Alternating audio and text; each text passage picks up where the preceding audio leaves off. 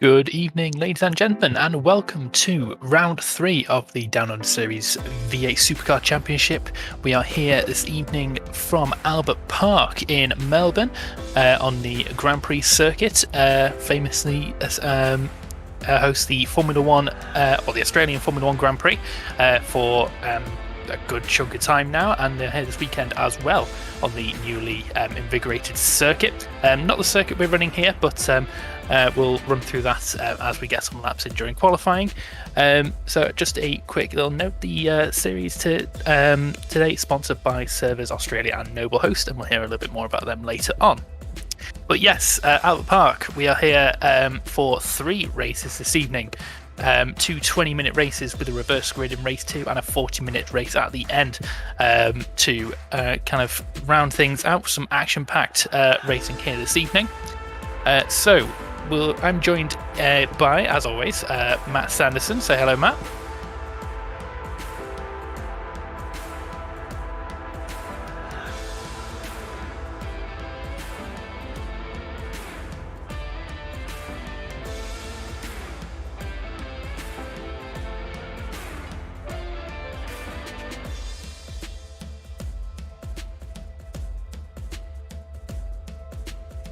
Yeah, absolutely. We'll have a quick look at the driver standings as the cars just go out to set some out laps in qualifying. So Daniel Obertisano, who is not present this evening, is currently leading the championship with 576 points. He managed to get a double win last time around, and he is followed by Wayne Walker, the defending champion.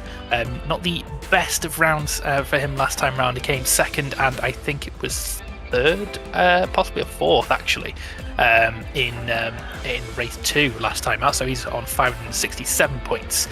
He is obviously here this evening, and he will be looking to maximise on points while Obertisano is away. And then at third position we have Chris McLennan in the Noble Host Racing car. He is currently sat with 489 points, and he'll be looking to capitalise on the emphasis we have this evening as well. In fourth place, Hayden Darrett in the Triple Threat Sim Racing team car. He is sat on 360 points, and then Mark Young is in 5th with 343 points. So yeah, what a fantastic kind of night of racing we had last time out, Matt. It was a very short circuit, but it was action-packed all the way to the end in both races. Yeah, I thought the Tasmanian Sprint was really good racing. It was, basically long straights mixed with some high and low speed corners. We saw a lot of overtaking down into turns 4 and turn 6, which seems to be the favourites for that particular location. But yeah, I mean, I'll be surprised if Albert Park can give us that much kind of action, because of course the lap times at the last round came under 1 minute, which really condensed the traffic situation. That gave us some really good racing between the top 3 and up and down the order too. So yeah, Albert Park, a bit of a more relaxing experience, a lot wider as well in terms of the track space that they've got available. But we'll see who can maximise those options and make it work for them. Yeah, absolutely. I mean, they've got a bit of a wider track, but the runoff is a lot less than it was last time round. At least they had some grass to kind of slow them down before hitting a concrete wall. But here, there's concrete everywhere. If you make one mistake, then you are going off into the very hard fence at quite a high rate of knots. Overtaking as well is at a premium around here. We've seen this countless times with everything that races here. There's not many places you can actually make a good overtake, so qualifying is going to be vital to get some good positions, and use some strategy coming into race 2 as well, because it's a reverse grid, so you want to maximize obviously the points you get in race 1, but you'll have to try and work your way through the field as quickly as you can in race 2 while the field is bunched together. You have to be quite opportunistic, I think, to get some moves done. So we'll just have a look at, I think some of the drivers are just coming around to set their first times now. Krasno Kurniawan here, I think he's just come across the line to start to set his first lap. That's a 151.478. We're going to see some quicker times than that come up as we see a few other cars come through now, set their times. I think in practice, I think we saw guys doing, was it 148s, 49s around here. As Stephen White in the White Dog Racing car goes into provisional pole with 150.011. So there's definitely some time to find, and we'll see that come through as the qualifying progresses. About 10.5 minutes left to go. Yeah, so we're seeing quite a usual good performance from Stephen White there, as you mentioned. He's currently sitting on pole position now. He's just gone back into pit lane, no doubt going for an extra run once the track beds in just a little bit more. Don't know where Mark... Oh, there he is. Sorry, Wayne Walker has just gone across the start finishing line, going now to P3. I was wondering where he was sitting then, with 10 minutes to go. But that's the first lap time from our championship defender. Yep, James Delaney as well has gone into provisional pole 149.989, so just into the 49s now. Yeah, Wayne Walker in practice not showing the same pace that he's been showing throughout the other rounds. So he's got some work to do, I think, to get himself back on pace in qualifying. We did see Craig Broadbent, who was quite quick in practice as well. I think he finished the practice on pole position. He's not set a lap yet. I think he's had a couple of attempts, but has not managed to get a clean lap in yet. But we'll see him come through in a minute, I'm assuming, as he just goes back off the road and goes back into the pits. So maybe some issues there for Craig. He's had 4 attempts to set a lap now, and nothing's come clean for him. Well, we saw that he was really fast in practice, so I think it'd probably just be teething issues, or at least you would hope that would be the case. You know, he's been on pole before. He did that last round at Tasmanian sprint, so he's definitely got the speed there. I just think he needs to be able to bring that together through all sectors, and no doubt we'll see a very competitive car there. Yeah, absolutely. I mean, he's not had the best start to the season. A DNF had done our start in round 1 at Sydney Motorsport Park. I think that was just some connection issues that he was having. And last round as well, he had the pace to get in with the top guys, but just some incidents causing some issues for him. He's back down in 12th position in the championship now, so he's got some work to do. There's plenty of season left to go, and he's got a good chance to get a good haul of points this evening as well to get him back into contention. But he's got to get that lap put together first. He's one of 2 drivers yet to set a lap time. So should we see if we can find someone who is on a lap, and we can guide you around this circuit if anybody needs guiding around this circuit these days? Well, let's go with Craig Broadbent then, because we know he's a quick guy. He definitely knows what he's doing, and he's just on his out lap at the moment. So if we wait for him to come by, we can go around the lap with him. Yeah, so I think he's just on the kind of back end of the circuit. He's about halfway through the lap. Weather looks pretty good here. I don't think there's any chance of rain like we saw in round 1. All daytime driving, so pretty standard racing conditions this evening, but that means everybody's got to be on their A game when it comes to the racing as well. And yeah, 2 races, half distance, what we've seen so far anyway, at 20 minutes each. So no pit stops. It's all going to be straight out and out pace and determination to get yourself the best positions possible, get you the biggest haul of points. So he's just slowing down now for the final 2 corners here, Dave, before he starts his flying lap. So this is going to be important for him to get it on the board. So coming down into Prost, which is of course the final corner. This is 1996 layout, remember, so no Formula 1 stuff here this afternoon or evening if you're in Aussie land. And of course maximum speed, traffic coming out of turn 1 and into the first corner, looking for that 100-meter board and braking heavily down. Obviously come off the brake early because you want to carry that momentum through the apex and through Brabham. Up to speed as you go over to the right hand side, make sure you straighten up nicely and down towards the sports. This is where obviously Fernando Alonso had his famous crash in spectacular fashion, but yeah, Craig manoeuvring that very nicely. Bit of a wiggle from the back end as he gets through the next few corners, and then you've got to be so careful with that throttle management with these V8s, of course, nowhere near as much aero as what we're used to seeing here in Europe. And then down into the second sector, which is the Marina. Braking early here, it can be quite tricky because it's a bit deceptive. You can think you can go faster, but you can't.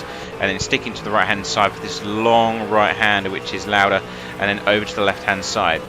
Slow it right down, but this is a very important corner. Good overtaking opportunity come the race. Make sure you power down nice and early onto the back straight, going past the lakeside.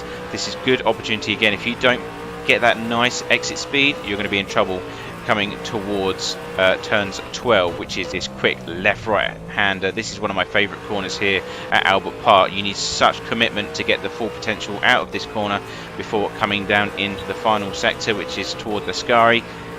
Underneath the Rolex bridge, once again on the left-hand side, the 100-meter board is your braking reference. Make sure you get a good exit over to the left-hand side for the second right-hander. It's got a bit of traffic coming in here, but I think you might get away with this. And then the final 2 corners, this one's you slow things right down to change of pace for Senna, which is the penultimate corner, and back to the start finish there, Dave. Yep, and he's just going to cross the line now. Let's see what kind of lap time he can put together. As we were going through that lap, Wayne Walker's put it on pole with a 1:49.7, only a 1:50.6 for Craig Broadbent, so he's about 0.8 of a second off the pole lap at the moment, so he's got a bit more time to find. But yeah, Wayne Walker has found the pace that he seemed to be lacking in practice, and he is now in the provisional pole position as we see Craig Broadbent coming out again and nearly colliding one of the monster liveried cars there. I think that was John Slow. But yeah, there's not much time left to go, 4.5 minutes just over until the qualifying ends, so last ditch efforts now for people to get laps in and to set some competitive times. You've got James Delaney going out once more. Stephen White's gone purple in sector 2 at the moment. He's on a big sideways moment through turns 12. So that corner that we were saying, that quick left-hander, went completely sideways lock and saved it somehow. In fact, it was so bad that he decided to bail out that one. Yeah, that was fortunate for Stephen there. He showed some good pace in the last round. He was fighting all the way with Wayne Walker and Daniel Pedisano for the win. He managed to get, I think it was the second place in the second race after the 2 leaders came together. So he's going to try and, I think, replicate that this time. He's only about 0.2 off Wayne Walker, so he's definitely got the pace to fight it out with the reigning champion there. So we'll see what happens come the race, but he's only going to have about one more opportunity, I think, to get a lap in. 3.5 minutes to go, and you're looking at 1 minute 49, 1 minute 50 for a lap time. Now, looking at people going around the track, where do you expect to see any overtakes happen? Because there's not really too many opportunities, is there? I mean, down into turn 1 is an obvious one. Down into turn 3 is where we usually see a lot of other overtakes. Potentially down into Clark at turn 9 before you go onto that long left-hander down at the lakeside. Could potentially see something happen there. And then, of course, you've got Ascari, which is, I wouldn't say it's ideal, but it is achievable if you're close to the opponent. Everything else, I think, is slightly risky. But it's usually the slower corners from high speed down to low speed seems to be the optimal places where I think I would choose to overtake. And Wayne Walker's just starting his next flying lap. It's going to be one of the final ones. Lap time's 1:49 here, so they could get an extra one in. But you've actually got Craig Broadbent behind in second. In P4. He might be trying to use that slipstream from the leader here. Yeah, absolutely. He doesn't want to get too far away, but doesn't want to get too close. He's starting to get compromised on his lap as well. So keep an eye on Wayne Walker here as he goes round, see if he can improve on his time. He's got less than 0.2 between him and James Delaney in the clean skim racing car. Fantastic turn of pace from James Delaney. That's the first I've seen him up the field for a while, especially this season. But see if he can hold on. He's got a couple of very quick guys behind him who are looking to improve, especially Craig Broadbent. He's definitely going to want to get a little bit more pace and get closer to the front of this. He's definitely got his work cut out for him to get the points back up on the board. Heavy breakers then. This is one of the re-profile corners here for this year's Australian Grand Prix. Things a lot more flat out and less braking there. It's a lot quicker corner. How you probably take it in the Formula 1 video games. Coming through the final sector now is Wayne Walker. Let's have a look at his sectors. Is he purple at all? He's green in sector 2. Not so good sector 1, unfortunately. It was a 37.2. James Delaney's just gone purple in sector 1. But he's gone pole. Yeah, he has, yeah. Wow. Yeah, 1:49.774, so less than a tenth. Barely Wayne Walker. Any time behind it. He's gone back on pole himself. Oh, gap is down to 0.012 seconds. 0.12 seconds. That is incredible stuff at a place like this. Broadbent's improved, but not enough to get him ahead of Stephen White. But yeah, 1.012 seconds. That is so close between them, and that's them done. They're not going to be able to get a chance to get another lap in. They're both in the pits, so that is your top 2 for the time being. Nobody in the top 4 is doing another lap, so they're all done. I think the only person that could possibly challenge now is Chris McLennan. He's coming around the final couple of corners now. He's not improved this time round, I don't believe. So he's looking at kind of set to maintain his 5th position as he comes across the line. He's going to have time to do one more lap if he's got the fuel to do it. Yeah, looks like he's going for it. Goes across the line. He's continuing on, so we'll follow Chris for the time being. That's a big slide. That's not going to help. Comes onto out of turn 3 there. He's continuing on the lap, so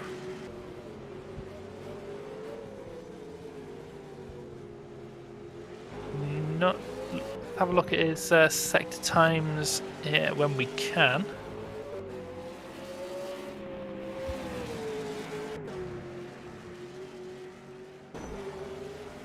Someone off in the background there. I'm not sure. I think that was one of the Java Sim cars who's now coming to the pit. So we've got just a couple of cars to finish off the session here. Yeah, it's a 37.8 for Sector 1, so that's quite a bit off pace. So you're looking at 37.2, which is the purple time sent by James Delaney. So it's not a great opening to this last opportunity, so to speak.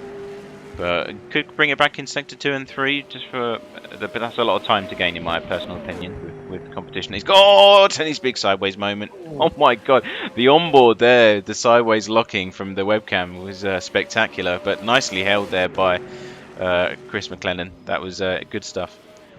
It was spectacular. He actually went quick as he did a personal best Sector 2 through there. So. But he's clearly running with the loose setup on the rear there, but that's not going to help his overall time. He's going to come round the final couple of corners now. Brakes glowing and even more sideways. That car is not planted at all. He's overheated the rear tyres coming through that corner, yeah, so it's, I don't think there was any grip left in those rears whatsoever as he comes across the start finishing line. That was not a competitive lap, but it certainly was entertaining for us up here.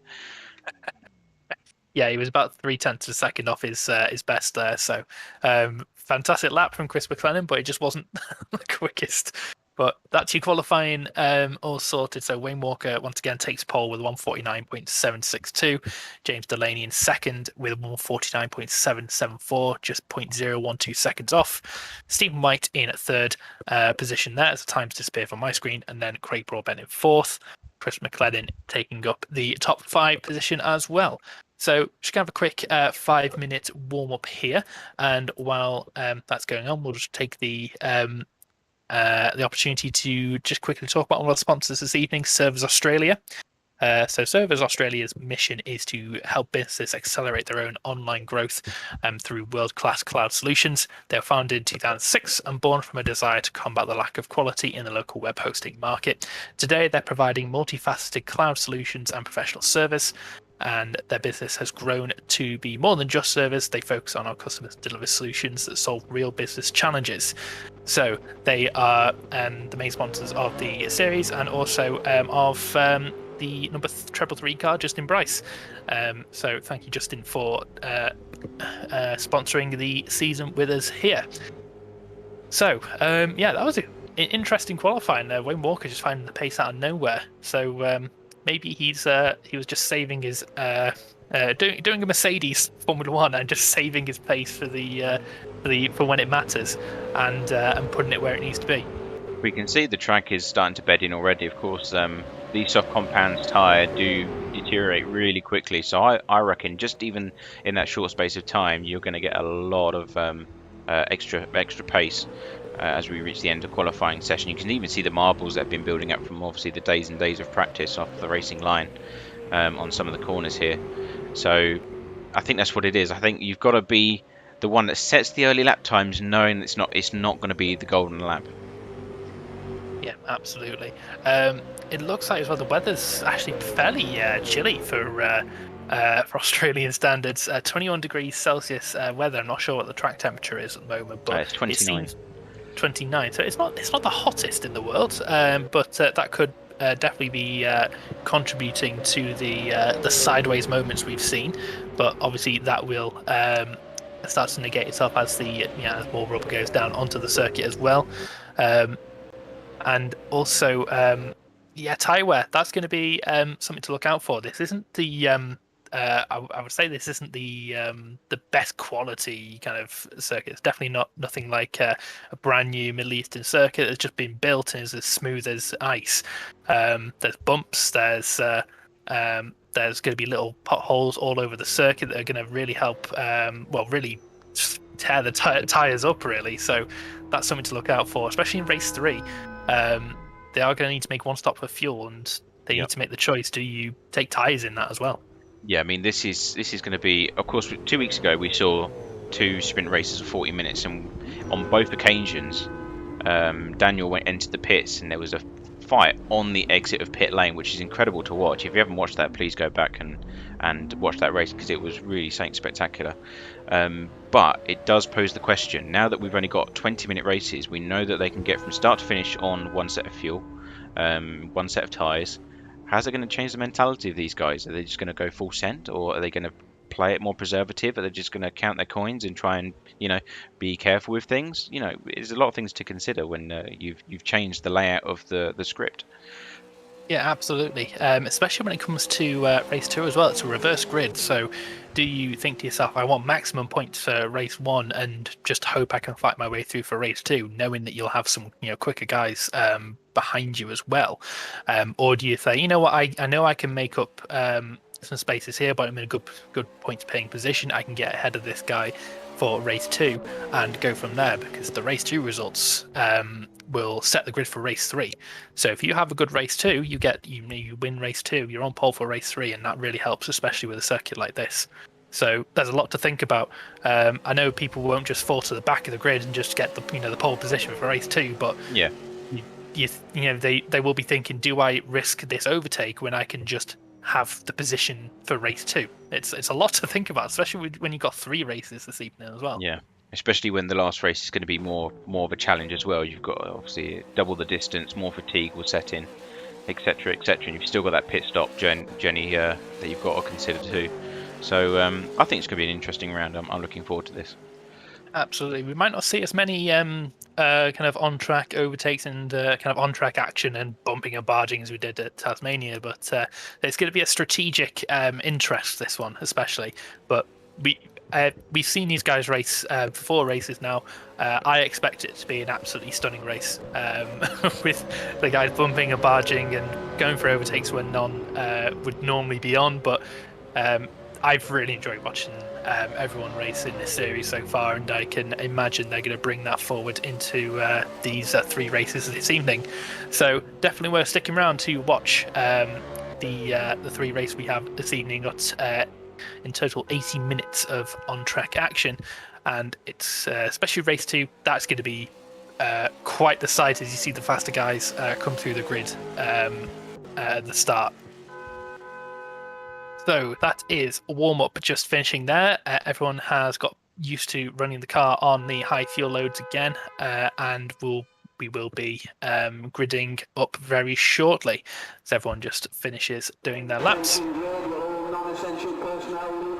And we have the very loud R Factor man just tell you that you need to get off the grid, which is it's one of those kind of bittersweet things. You hate hearing it, but you miss him. He's like the Marmite man of race control, isn't he? He's always there. And he's always too loud. No matter Yeah. what you do to the game settings, he's always just too loud. But yeah, we'll just run. I'm not sure if you want to run through the grid order, just while we get the grid all formed up, Matt. Yeah, we can run through the starting order. So let's just get that up on screen for the people viewing in their lovely homes.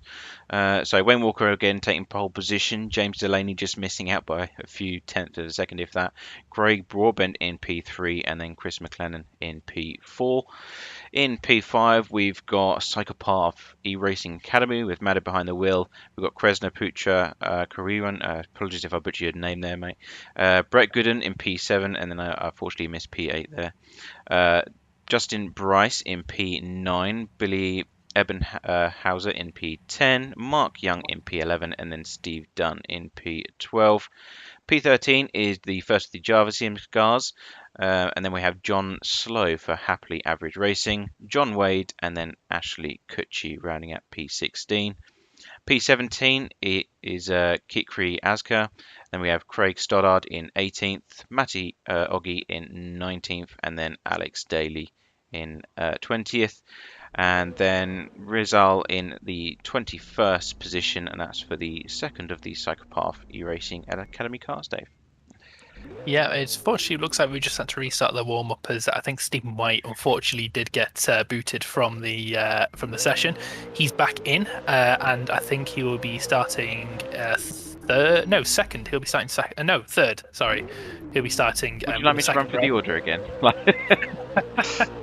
I was paying attention, promise. But yeah, he'll be starting from third position, so we should be able to get underway very shortly now. As he is put into his rightful grid order. At least we're deafened again by the race control. That's the main thing.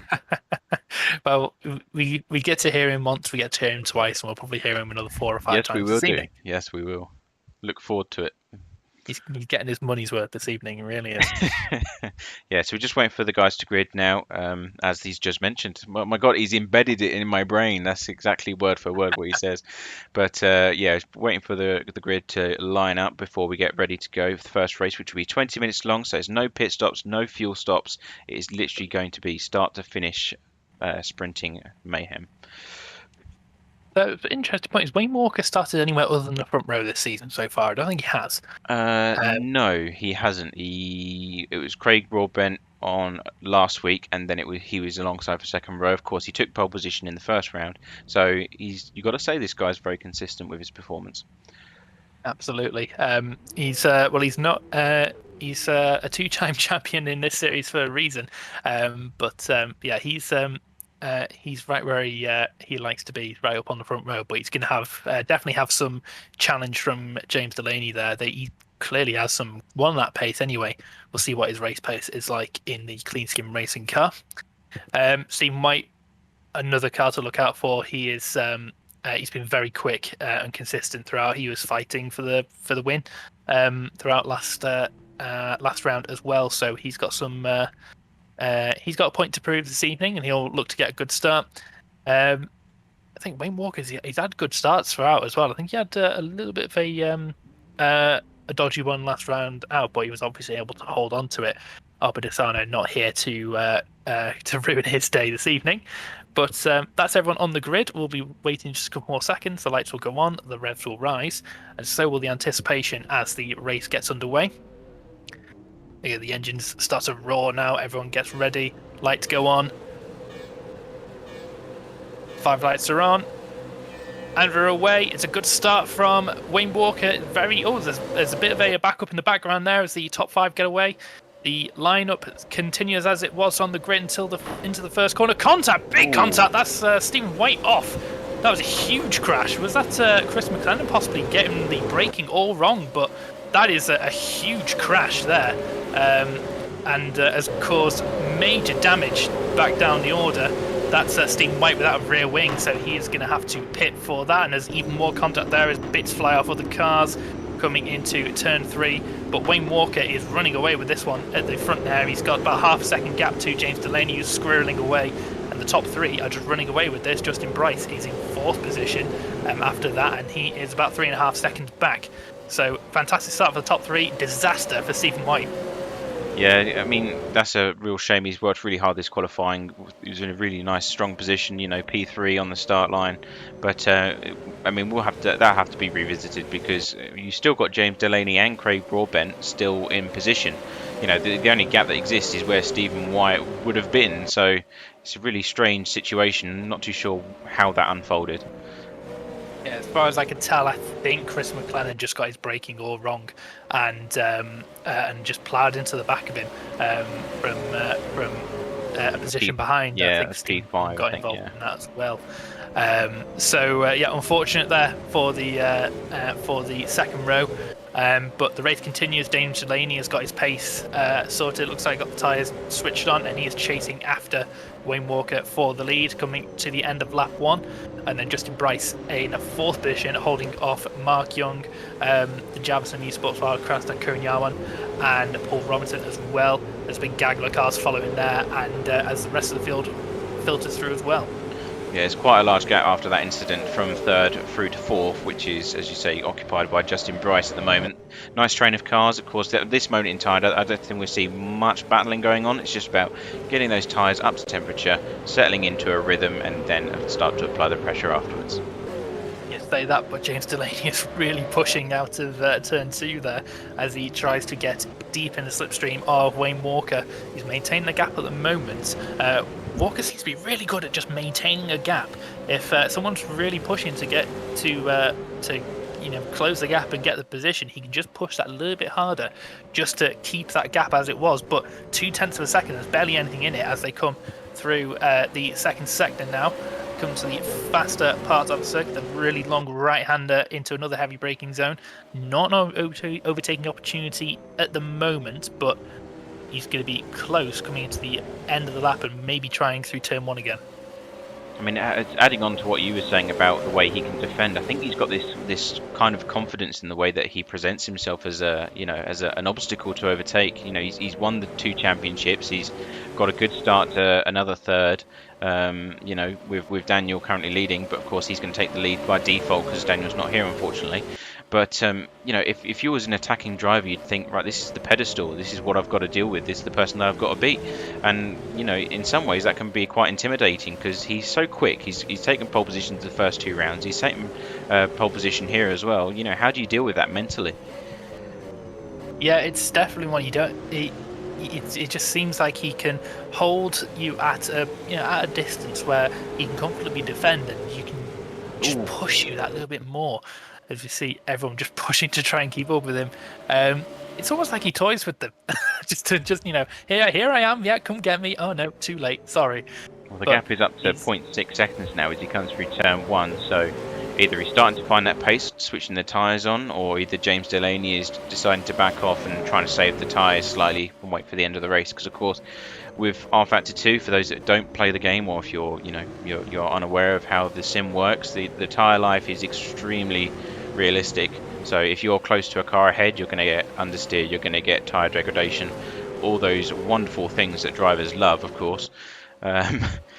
But you've got to be careful with that. So if he's going to follow, he's going to want to be in a position where he's going to attack. And if not, then I'd say back off, leave it as a fairly decent gap, so you're going to save those tyres to the end. Yeah, absolutely. He doesn't want to be pushing too hard for the entirety of the race because that will really hurt his.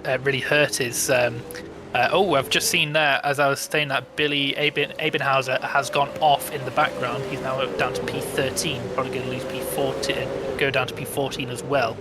Looks like he just got a bit deep in the braking zone and he's gone off there as Matt Ogg in the background is being challenged as well by Alex Daly, and now Daly is under pressure from Fikri Azka in the Y-Lab e-racing car.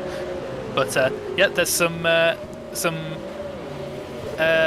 lot of action going on in the rear end of the field. Coming back to the front as well, Delaney's really closed that gap up again. So he's looking to attack once again within 0.2 of a second coming into the final 2 corners. See if he can maintain that, get the slipstream down the start finish straight and have a look into turn 1. Even the slipstream still 0.2 back. He's not going to be close enough now, I don't think, unless this does an absolute send into turn 1, but that's not going to be on. And he, for now, just has to follow. Maybe he has a chance into turn 3. Yeah, we're just following the webcam of Wayne Walker at the moment, so following the Mustang as it tries to defend the position from James Delaney. So it seems all pretty calm inside the cockpit there, so I doubt he's going to be worrying too much. A bit of a wheel coming out of the next few corners, but no opportunities or doors opening at this stage. Yeah, it looks like Walker seems to be a little bit stronger in the first 2 sectors, and Delaney's just able to close that gap up in the final sector. So that's probably where he's finding his pace, is James Delaney through that final few corners. But nowhere at the moment you can. He's able to maximise on that. He just can't find a way through. But still plenty of the race to go. Just under halfway through. With 13 minutes to go in the race, there's still plenty of opportunity for him to make that move, possibly in the end part of the race. He gets very sideways. That that's a fixture of racing these cars. It seems is you've got to get them sideways at least once a lap. That was a big send down into turns 12. I thought he was going to lose it then because the rear really did decide to step out. And that's what I was saying, it's so easy to overstep your mark in that corner. You know, you've got full commitment going in and just all the speed in the world coming into that apex. And if it goes wrong, it's going to go wrong big time. Interestingly, on the best laps of these top three drivers, Craig Broadbent 151.902, James Delaney 151.964, and Wayne Walker's 151.654. So he's got about 0.3 of a second extra pace that he has at his disposal, and he is currently not using it. He's in the 52s at the moment. Is Wayne Walker. So yeah, I think he's just managing the pace at the moment. He's keeping James in touch and just able to just pushing that a little bit more when he gets a bit too close. Yeah, but that's what I was trying to say. If he can keep that position where he is now, James Delaney's compromising his tyre life. You know, it's a 20-minute race. We know that it's only going to be, you know, from start to finish, no stops, no fuel. It's just going to be as is. That means that James needs to look after this set of tyres if he's got any hope of actually fighting for the lead of this race. And Wayne Walker knows that. Wayne Walker knows that he's got to look after his own set, and he knows that if he can compromise the competition behind, which he is doing at the moment because he's in the slipstream, then he's going to be in a good position at the end. Just a quick note, Chris McLennan, I think, has retired from the race after his incident the first part. So he is out of the race, and Stephen White still at the back of the field after having pitted for repairs. But he is set to be on a reverse grid pole, so it's not all disaster for Stephen there. But yeah, going back to the front, yeah, it's just the fantastic talent. I think Wayne Walker has just managed the race from the front. He doesn't need to push 100% all the time. He can control what the car behind is doing, which is a fantastic talent to have when it comes to these defensive battles. He's able to make that Mustang the widest Mustang you've ever seen. So he's doing a fantastic job in the lead once again. But Craig Broadbent, he's not out of this. He is definitely still within touching distance. So if these two start to have some battles, he can capitalise on any incidents that happen. No, he's definitely there. He's had a few sideways moments, especially coming into the final corner, which I thought was a bit hairy, but he's definitely keeping with them at the moment. The gap's gone down to about 1.5 seconds between those two, but most importantly, he's not going to be suffering any tyre degradation, which might be a blessing in disguise. I'm sure it doesn't look like that from his position. He thinks, yeah, I'm losing pace here, I'm losing time to these guys, which he technically is, but if he can look after those tyres, he might be in for a good fight for second place here. Oh, both Walker and Delaney going wide there on the exit of the corner as they try and get all the power down in the roughly 600 brake horsepower V8 engines you've got in the front of these things. But yeah, they are starting to push. But Craig's in a good position here, as we've been through. He's going to have the position on them in the reverse grid, so he can just kind of hold where he is and think, yeah, I can get these guys on the race too. He doesn't need to, waste tyre life trying to chase them down. If he can just hold on to that, as it looks like we've had someone going off in the background. That's Billy Ebenheiser again. He's had a spin there, I think, coming into. And there's a white Mustang involved as well, the number 8. Yes, Ashley Kutcher. Yeah, so they've had it coming together, I think, through turn 9 and turn 10 possibly. So it looks like there's some damage possibly on Ashley Kutcher. He's wiggling there. He's locking up once again. So maybe some. He's gone off as well. So maybe some issues there for the old school racing car. As he rejoins the track and is overtaken by Craig Stoddard, so he's down into 18th position now. But yeah, definitely nothing. It's definitely something wrong on that white Mustang there. But now more than halfway through this race now. 8 minutes to go in this short sprint here at Albert Park. Pressure's starting to go up, and any overtakes that need to be done pretty soon, I would say. So Justin Bryce doing battle here with Mark Young for 4th place is the next on our list. The leaders are separating by about 0.6 seconds now. This seems to be slightly closer between these two guys as they come down through the first corner. And in fact, we've got a closer battle even further down the order. This is John Slow and Brett Gooden. 2 seconds coming down into the very same corner, and the Mustang going over to the mid-circuit slightly to defend off that position. Yeah, good defensive manoeuvres there. Just give the car behind nowhere else to go other than just falling behind. So they maintain position for the time being. This is going to be a good battle. There's some cars, I think that was Paul Robinson in the Paul Robinson racing car ahead, going a bit wide, coming out there, and then just coming through. Where are we on track? I'm rubbish at turn 6 and 7, I think it was. Yeah, and as they come towards the braking zone, turn 9, very close to the grass. You don't want to be braking on there, boys. Keep it off that grass if you want to keep it out of the barriers. But yeah, through turns 9 and 10 onto the very fast left-hander now. That just shows kind of what commitment we're seeing from these guys in the closing stages. Mark Young now closing up to Justin Bryce very quickly. Gap down to 0.5 seconds coming through turns 12. So getting very heated here. Yeah, not close enough to make any moves so far. Ooh, big sideways moment from Justin Bryce there. He's able to hold on to it, but that's compromised his exit. Down to about half a second out of the gap. So this will be Mark Young in the Peanut Racing number 7 car will be looking to make a move into turn 1 here. Once again, very sideways there. It looks like the treble 3 is just struggling to get some of that power down in the Holden, but coming through the start finish straight, I think he's got just about enough gap to hold off Mark Young for the time being. We'll see how they fare coming through turn 1 and 2. All seems to be fairly straightforward, all very tidy, and they continue on the second straight now. A bit on the grass there is Mark Young, but he's able to hold on to it, and he's dropped back just that little bit more. Speaking of dropping back, James Delaney has dropped back way off Wayne Walker. He's up to 1.7 seconds now, so he's going to start to fall into the grasps of Craig Broadbent if he's not careful. But yeah, Walker has just turned the wick up, it seems. Yep. And that's what I was saying about these tyres. They drop off so quickly. You don't understand, you know, well, I'm not saying you don't understand, but you can't comprehend how quickly they just go from being super, super grippy to just fading into nothing, you know? And we're just twitching coming out of that corner right now. What he's done is he's followed Wayne Walker. Wayne Walker's played the game spectacularly, brilliantly, might I say, and just kept James Delaney in a position where he's going to be compromised. And even coming through the next corners now, he just can't find the grip anymore. Those tyres are spent.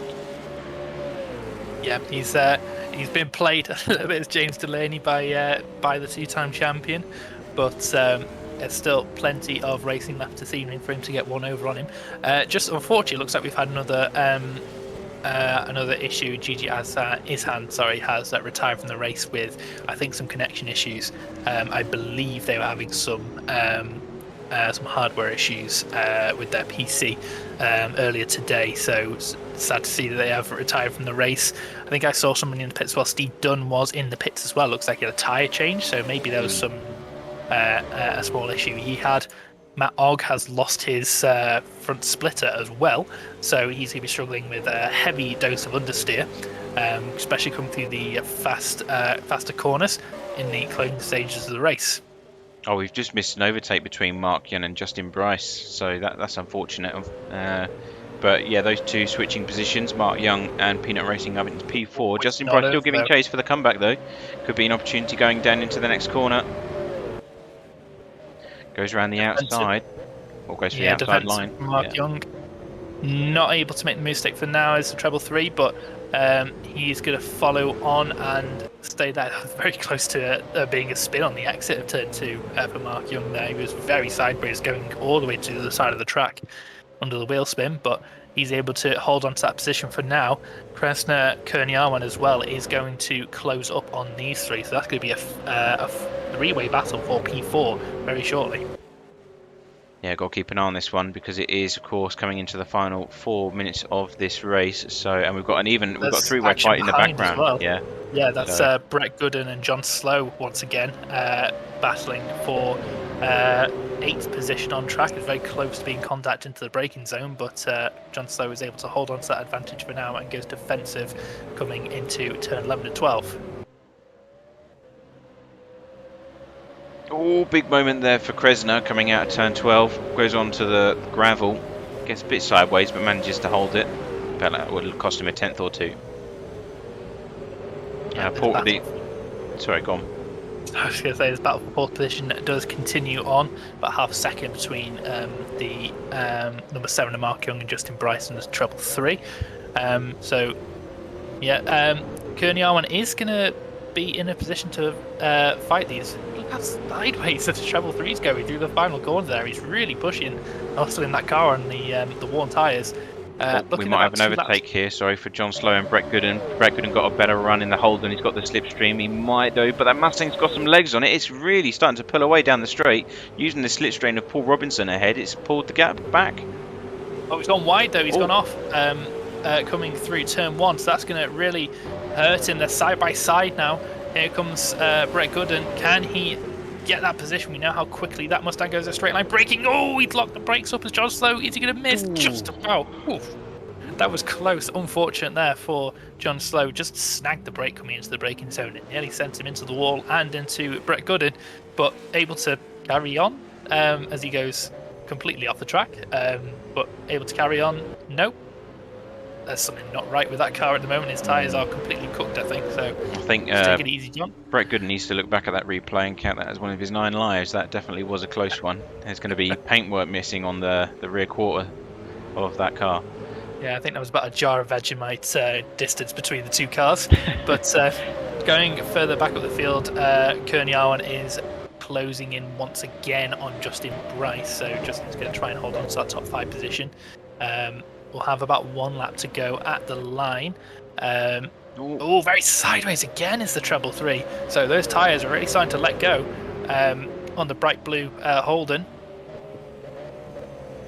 This will be the final lap as well, Dave. I don't know where our leader is, Wayne Walker, at the moment. He is just coming across the start-finishing line, so this will be the final lap of our first of 3 races here. Yeah, and he's definitely got a good enough gap to just take it easy now. Has Wayne Walker's got about 1.2 seconds, and Delaney goes a little bit wide through the first corner as well. So he's just got to bring that to the end now, and that'll be the first win of the evening to Wayne Walker. Yeah, James Delaney's starting to find some pace now that he's outside of that close slipstream effect. So clearly the fronts are starting to cool down now. He's starting to find composure again. He's setting lap time in comparison to Craig Broadbent in 3rd, so he's going to be able to hold on to that, I believe. Yeah, using absolutely every inch of the track and then some to try and find a little bit more time is James Delaney, as some dust is kicked up from going over the curbs, going over the apexes, and he is really pushing. Some action behind, looks like Billy Ebenheiser has got up into 11th position. Yeah, we've got several battles. Actually, we've got 3 different battles going on the final lap of this first round. Paul Robinson under pressure from Brett Gooden. You've got Mark Young and Justin Bryce staying close together, and as you just mentioned, John Wade and Billy going side by side as well, all the way up to 13th. So that's a 4-way battle between Alex Daly rounding out the back of the pack there. But back towards the leader, because of course they are just about to come across the start finishing line. This has been a great race from Wayne Walker, basically dominant from start to finish. He played the game very nicely. James Delaney, a good effort, I'd say. Tried to apply the pressure at the start, probably looking for that early overtake so that he could control the tyres, but just did not come together, didn't work out as planned, and he was the one actually being played in terms of the tyre life situation. But yeah, Wayne Walker once again back on top here in the championship and takes the first race win at Albert Park. Yeah, and then James Delaney, well-deserved 2nd position for him, and then Craig Broadbent just rounding up the top 3 there. Nice, easy race for him, and as just Wayne Walker goes for the spin at the end there in celebration. Because of course he would, yeah.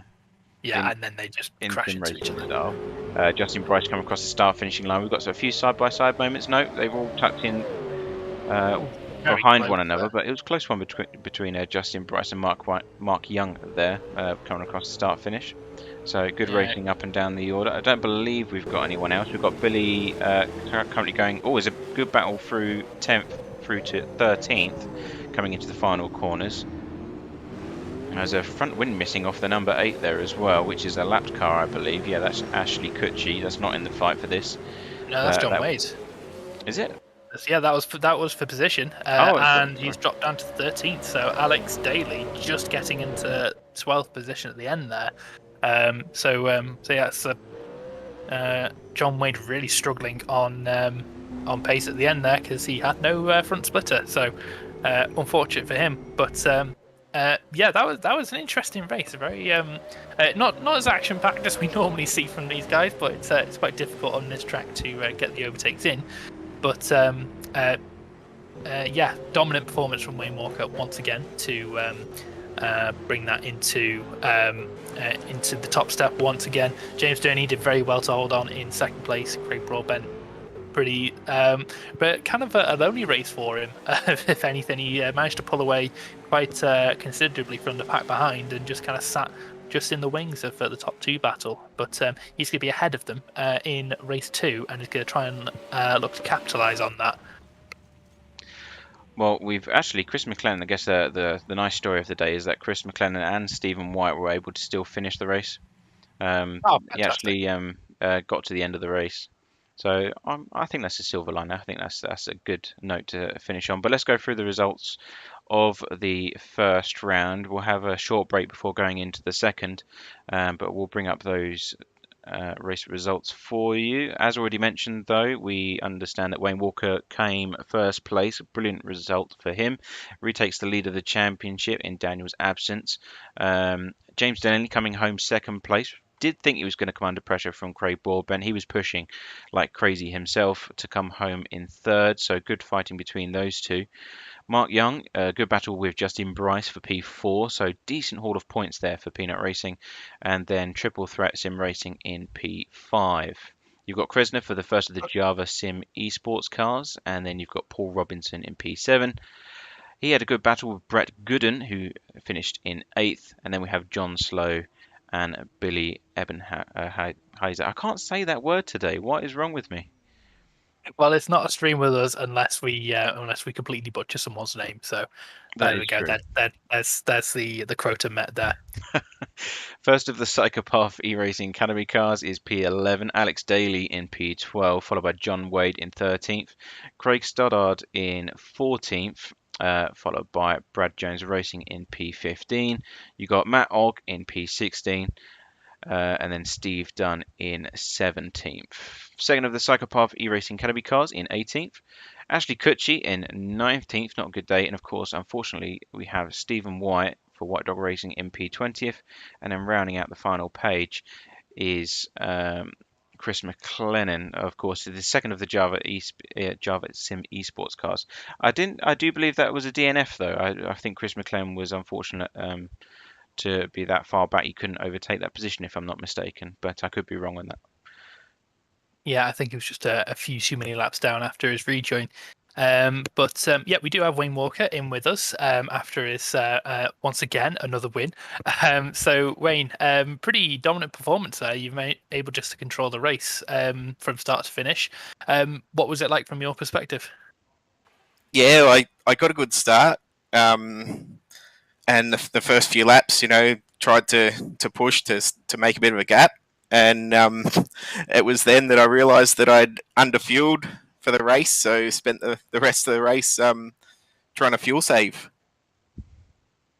So you managed to build that gap at the end and just keep James Delaney behind you whilst fuel saving as well. Yeah, well, I think because I was fuel saving, I wasn't pushing quite as hard, and I was able to keep my tyres in better condition because this is a really hard track on tyres. Well, that was quite an impressive performance then if you were doing that. But yeah, you'd be right at the back coming to race 2 with the reverse grid. What's your strategy for this one? Just all guns blazing, get as many positions, or do you need to be a little bit more strategic with this? I think it's a matter of staying out of trouble. It's with the damage on 100%, you can't really afford to hit any other cars because you sort of risk losing your front splitter or things like that. So I'll sort of pass cars when I have the chance, but I'm not going to take any risks. Well, that's it'd be good to hear from your competitors. So, yeah, best of luck in race 2, and hopefully we'll speak to you fairly soon. Sorry, Dave. Thank you. Can I just ask Wayne, what's the tyre life situation like? Because we know the soft compounds deteriorate quite quickly, especially with the high speed corners we've got here. How did you find that being in the lead? You know, how are you worried that going into traffic situation that's going to be a problem to overcome, or is that, tell us about the tyres. Yeah, well, the tires, even in that first race, even with trying to take it easy and not slide too much, by the end, the tires were still still worn out. Yeah. So trying to pass cars as well, I think it's going to burn the tires out even more, because you're going to have to try and get a good run out of corners and things like that to be able to pass into the next corner. Yeah. So yeah, I'm not sure really how tyres are going to go. Well, that's one thing I was watching very keenly in that last race with James Delaney following you. So I'll be watching with interest to see how quickly you can move up the order. But no pressure. But I just thought I'd ask, see how it was sitting from the front. We had no slipstream, etc. But yeah, thanks for that. That's all right. Brilliant. Well, also we have James Delaney, second place. James, that's I think your best finish of the season so far. Tried your best to keep up with Wayne there. What was your perspective on that race? Yeah, definitely. Definitely the main thing is managing your tyres and don't do what I do and brake lock up half the time. But other than that, yeah, the car's quick enough, I think, to win. It's just more trying to find somewhere to pass that's safe enough to do so without taking anyone out. And obviously not a lot of slipstream really, so it's a bit harder to pass and you don't want to really knock anyone else off the track. So be interesting for the second race.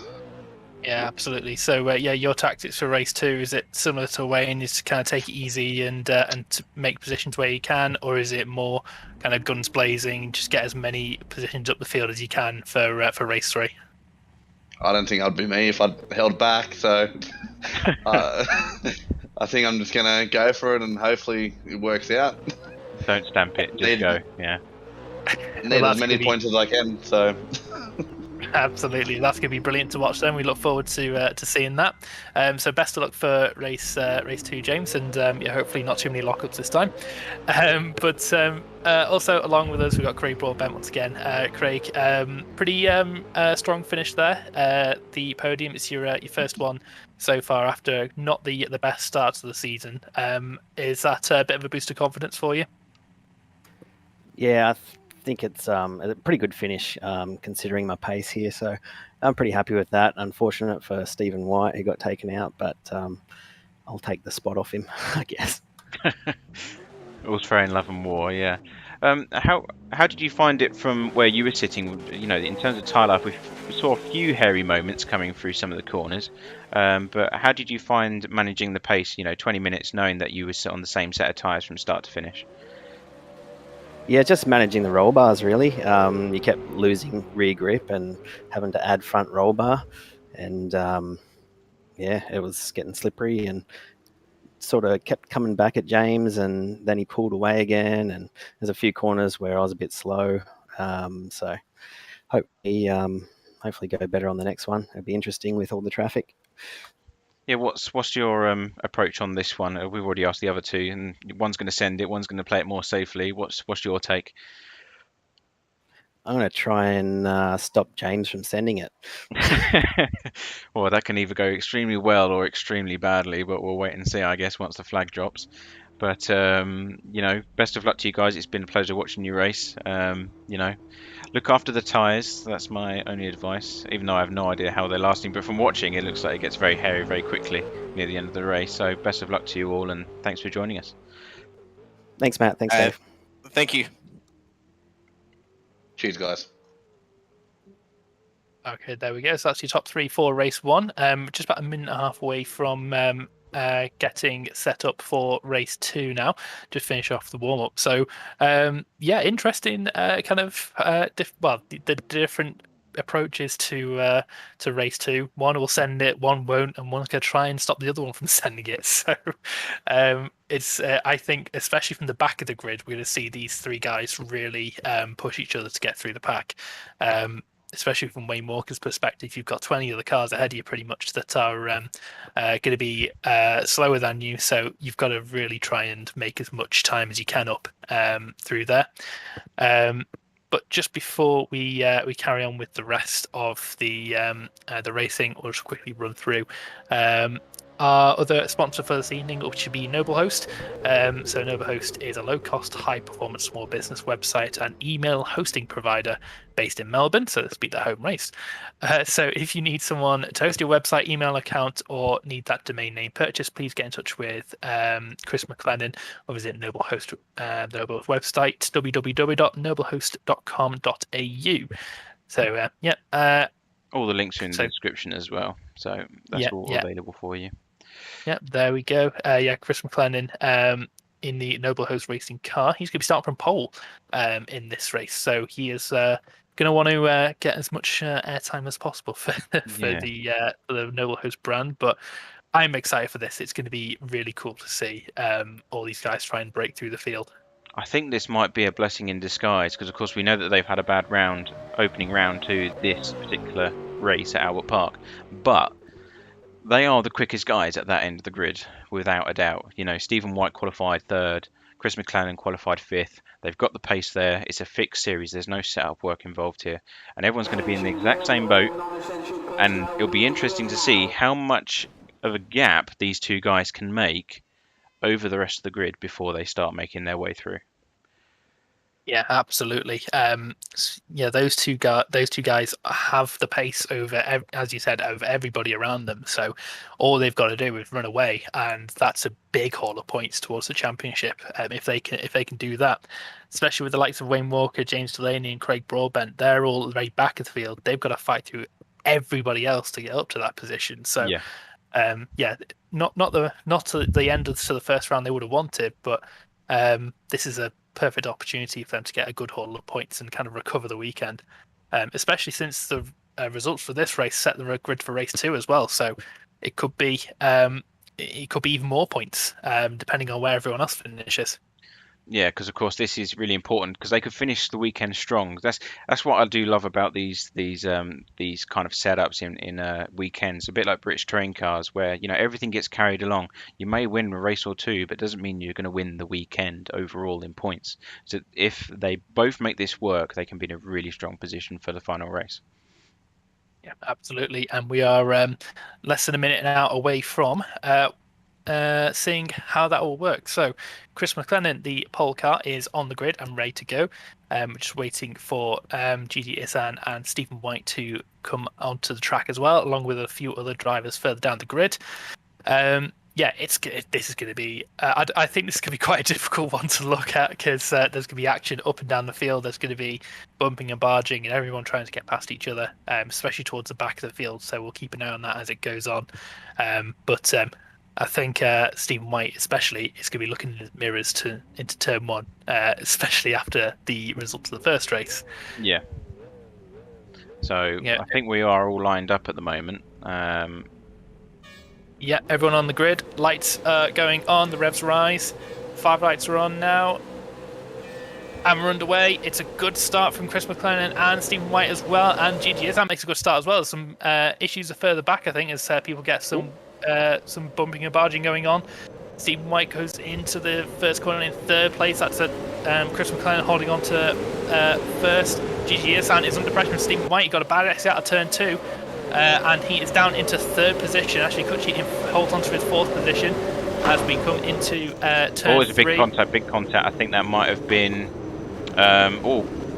There's a kind of battle. That was Mark Young. Mark Young went into the barrier at speed, kind of tank slapped it on a sideways, and then kind of bounced back onto the circuit. Not too sure if he collected anyone else, but he's lost a lot of positions.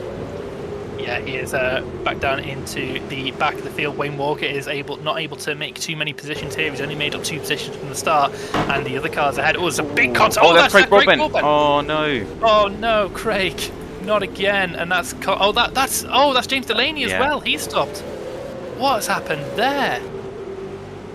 Oh god, that is absolute torture for these guys. That is definitely not what they needed. James Delaney's back underway. Craig Broadbent's got huge damage, so he's going to have to come into the pits. I hope he takes it carefully, to be honest. I hope that he knows that he's missing a lot of aerodynamics on that car, because that is, that's a big, especially come through turn 12. Turn 12 is going to be very scary indeed in that situation.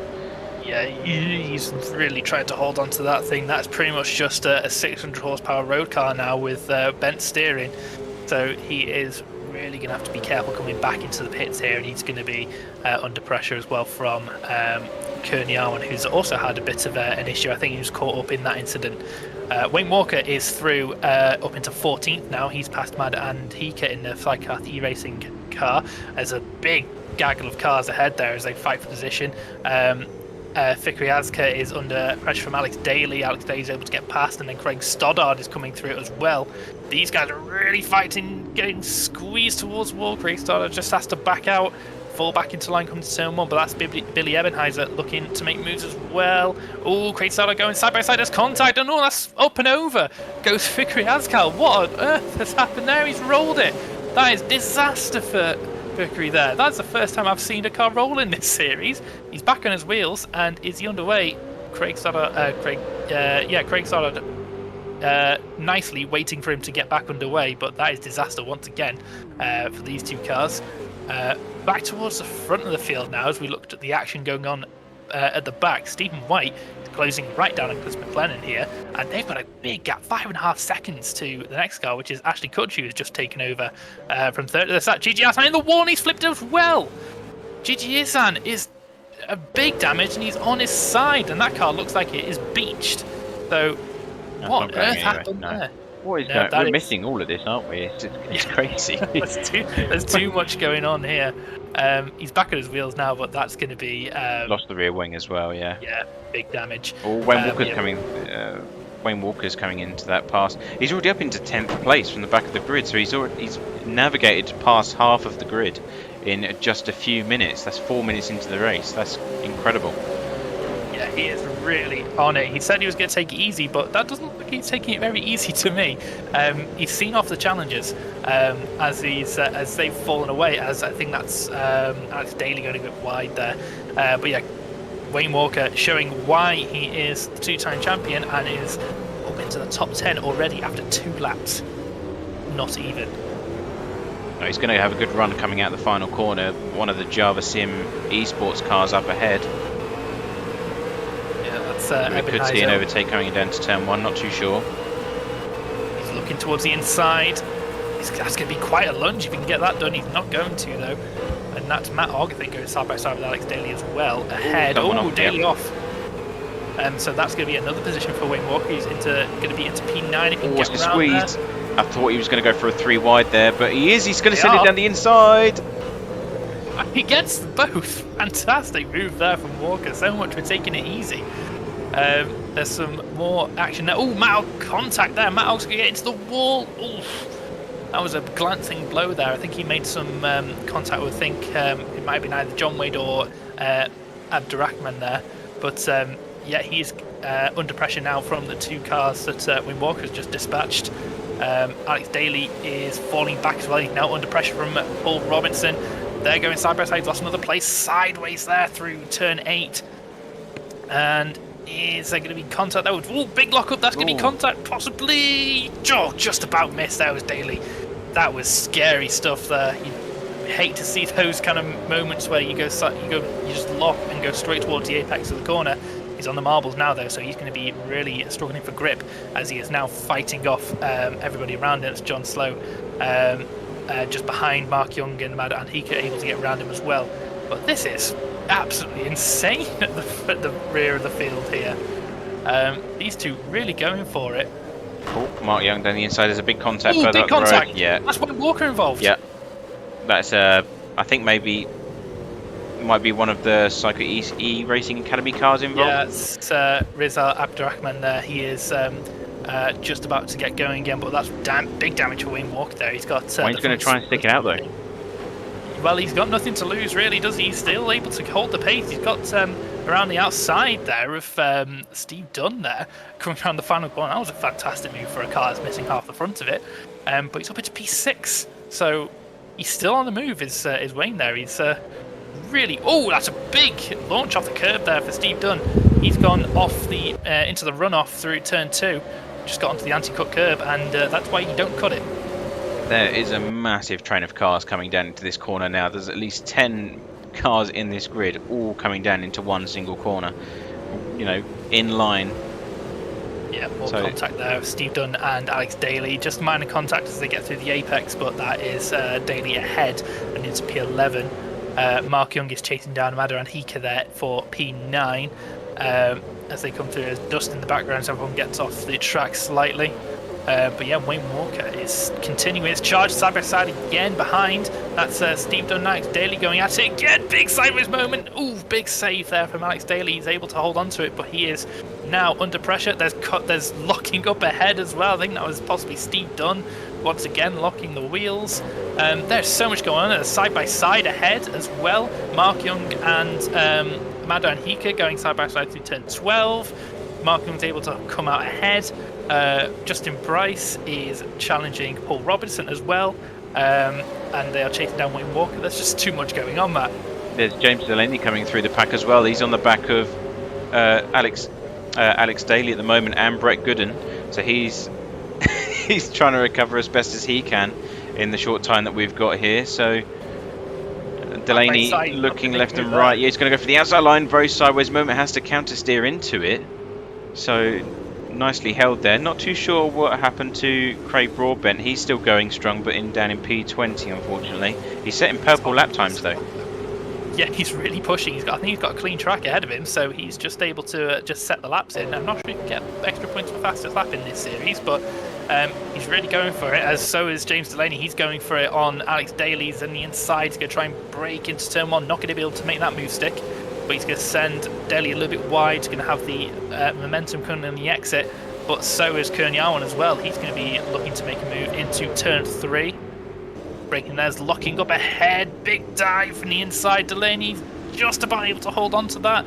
Goes wide. Alex Daly nearly makes contact. That's 2 places lost for Alex Daly. That was dodgy. Ooh, Kernyawan though getting sideways as well. And he's lost position once again to Alex Daly. So that is, James Delaney up into P14 and chasing down the rest of the enormous train ahead of him.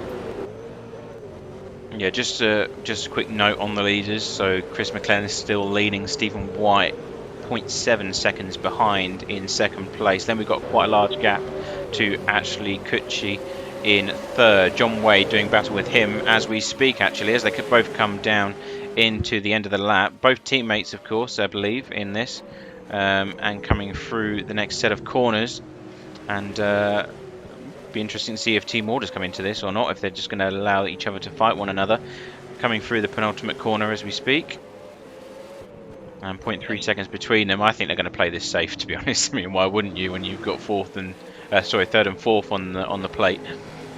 Well, absolutely. I mean, this would be a fantastic result for them if they can carry on. Stephen White is really closed in on Chris McLennan as well for the lead. That's under 3 tenths now. Deep in the slipstream is White going to try anything into turn 3 in the braking zone, not to be close enough. They're squirrely under the braking. Got a little bit wide of the apex to Stephen White. He's managed to hold on to it, but for the time being, nothing changing there. Yeah, I think the 2 old school cars are just going to continue. Ooh, bit of a lock up from Kutchi there. He's going to make the corner just about. So yeah, they are just good. I think they're trying to take it easy. It'll be a fantastic haul of points for them. It's just they need to decide who gets to have the podium, really. Yeah, I'm just on board with Stephen White at the moment as he's giving chase to Chris McLennan in the Noble Host Mustang.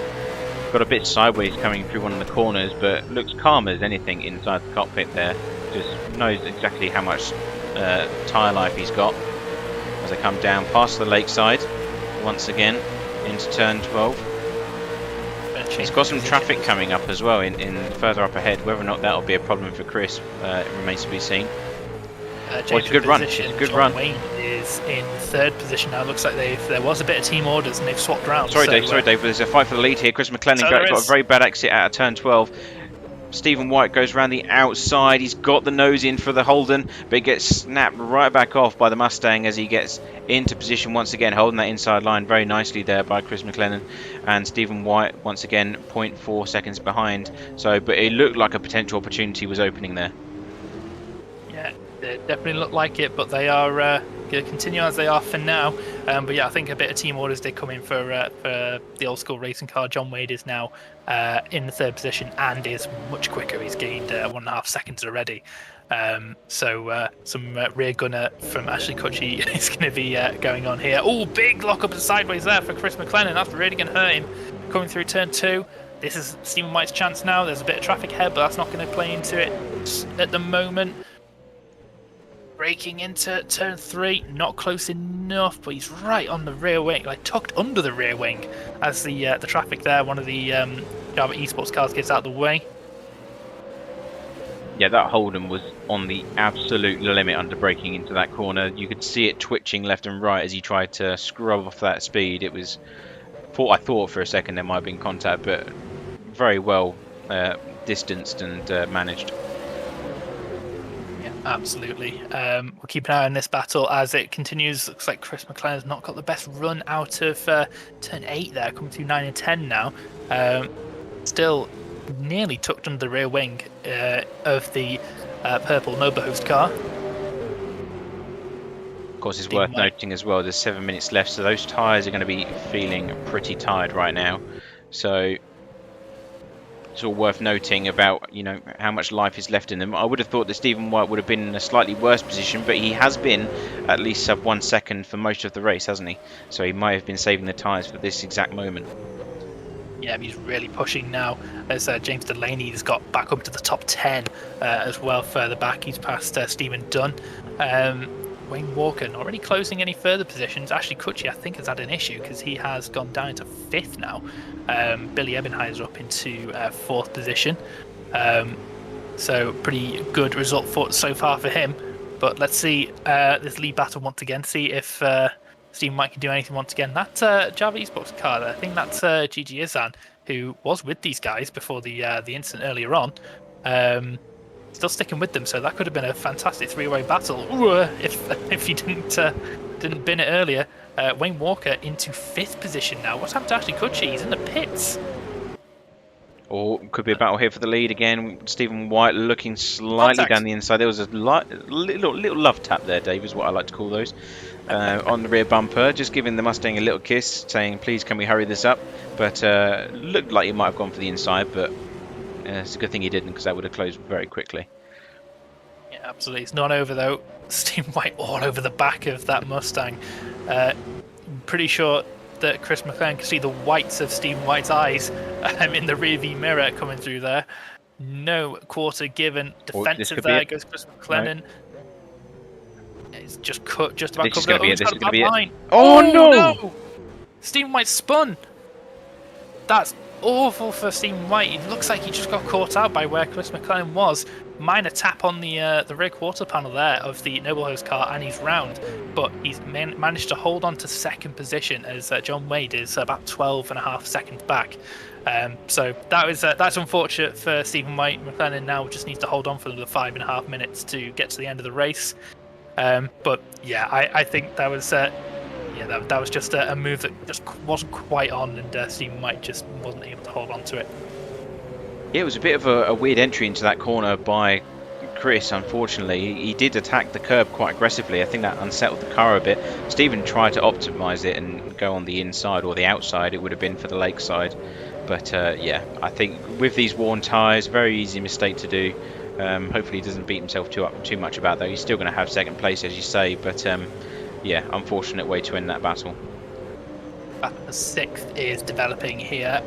Paul Robertson is holding off Justin Bryce for, as I said, 6th position. Bryce once again going very sideways through the final corner. He gets a good exit though. So this is going to be a move into turn 1, possibly. Wayne Walker up to 5th after one of the old school cars had to pit for what I'm assuming was damage. Braking now. No move so far. Let's see, it looks like Robertson got a pretty good exit out of turn 2.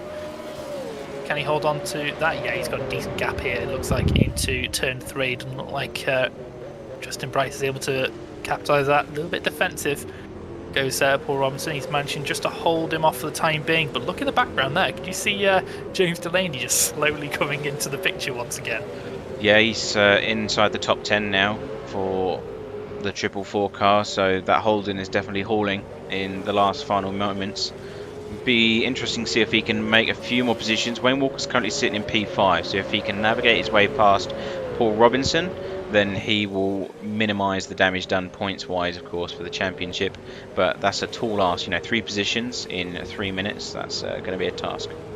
Yeah, absolutely. He's going to have to hope for some issues further ahead, because that is quite the gap that he's got to find. About 2.8 seconds between him and Paul Robinson. But yeah, this battle continues. You never know what's going to happen. Mark Young is making himself known in this battle as well now. So number 7 and 333 doing battle once again as Delaney gets very sideways coming through the exit of turn 12 there. Managing to hold on to it for now. He's closed up to this pack massively. Look at that. He's nearly on the back of Mark Young already. Yeah, he's definitely starting to push. What kind of lap times are we seeing from these guys? It's 152.9, which is really strong pace for this stage of the race, I must say. 155 and 154 for the guys ahead, so that's a really strong advantage. So we might see James Delaney get involved in the next lap. Yeah, we'll have 2 laps left now as Chris McLennan has started his 10th lap. He's quite a way up the field. He is being closed up though by Stephen White once again. He's closed up to just under 5 seconds at the line, but I think that might be a bit done. Or is that a bad exit there for Paul Robinson? Justin Bryce is going to be on the attack once again, coming into turn 3. Braking heavily, defensive goes Robinson, parks in the middle of the track, a small love tap, as Matt put it earlier, and they continue on. But look at this four abreast cars now coming into the middle sector. James Delaney now involved. Yeah, he's right on the back of Mark Young now, so he's got that slipstream. So it's just going to be about finding the right moments to attack.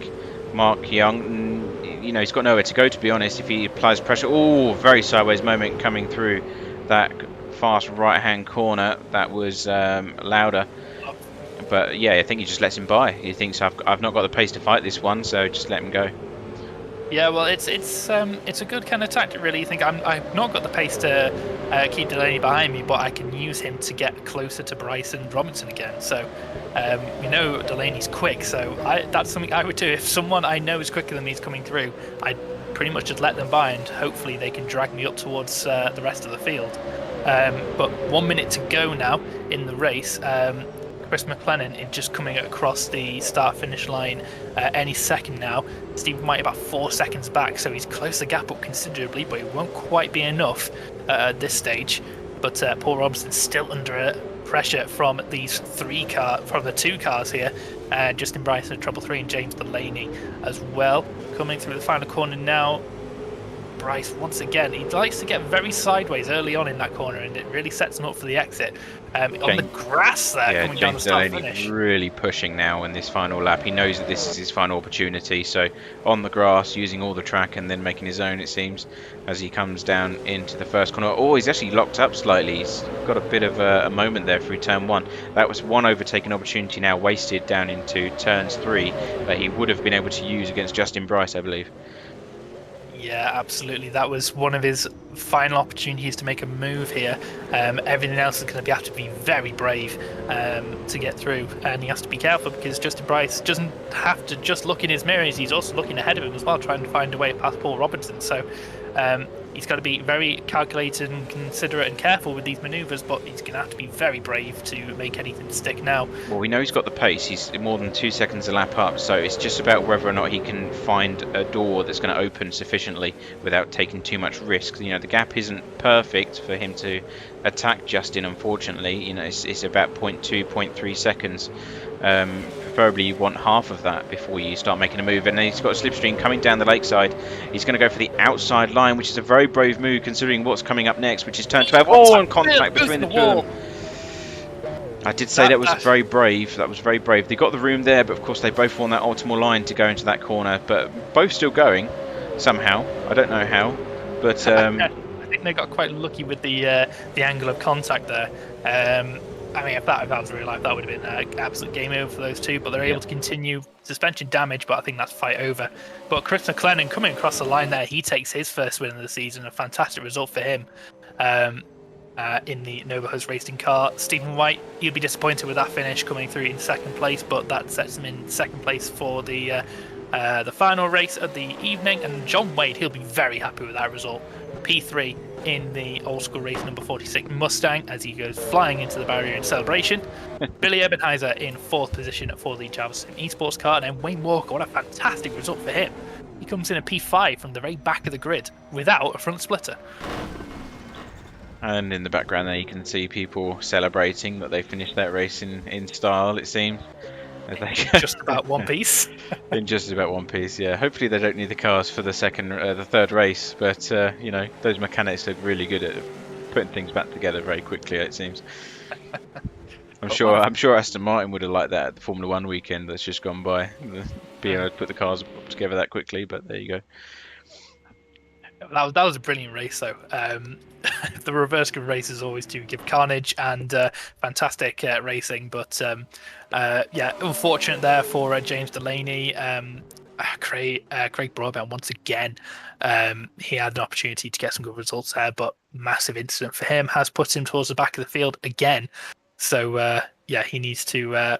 I think he'll be wanting to do a lot better in the final race. He's got more time to do it.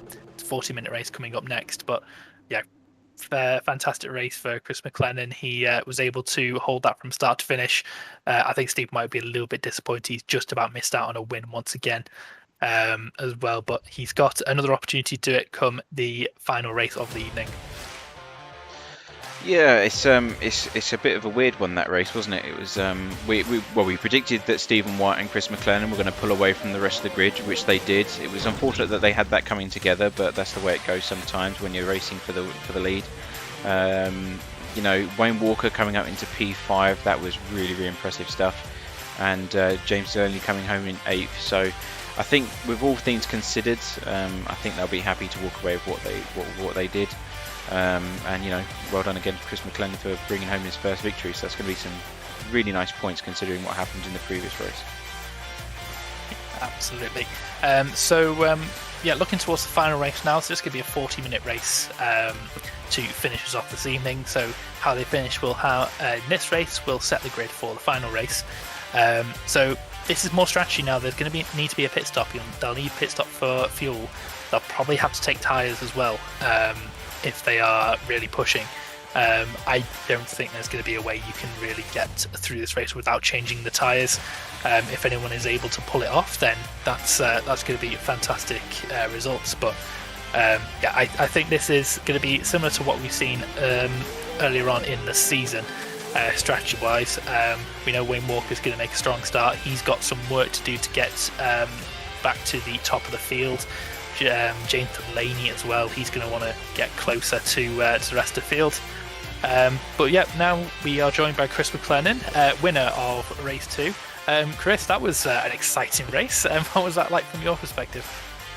I'm not sure what happened, but yeah, I was lucky enough to start this race from the start of the grid because of being a full reverse grid. I had a computer failure in the first race, which took out Stephen White, unfortunately, and so yeah, we both started up the front end of the reverse grid race, and yeah, it was good. It was really hard though, just trying to manage tyre wear and fuel consumption, because I was worried I was going to run out of fuel there at the end, so I was just backing off a bit, and it threw my rhythm. But I don't know what happened with White Dog. I saw him spin in my mirrors. But I don't know if I caused that or what, so I obviously got to have a look at that. Yeah, so it was... Sorry, go on. I was going to say, it was a really good race between you two. It looked like Stephen was starting to apply some pressure near the end after saving the tyres, by the looks of it. We've asked some of the other drivers, how did you find the tyre life in the second race, that you know, and how that compared to the first race? Because we know that you know it's different when you're following someone. The tyre gradation becomes a bigger issue for you. Yeah, look, because I only competed in about half the first race because of the computer issue, I didn't get to see what the full extent of the tyre wear was going to be like, but I was managing it okay.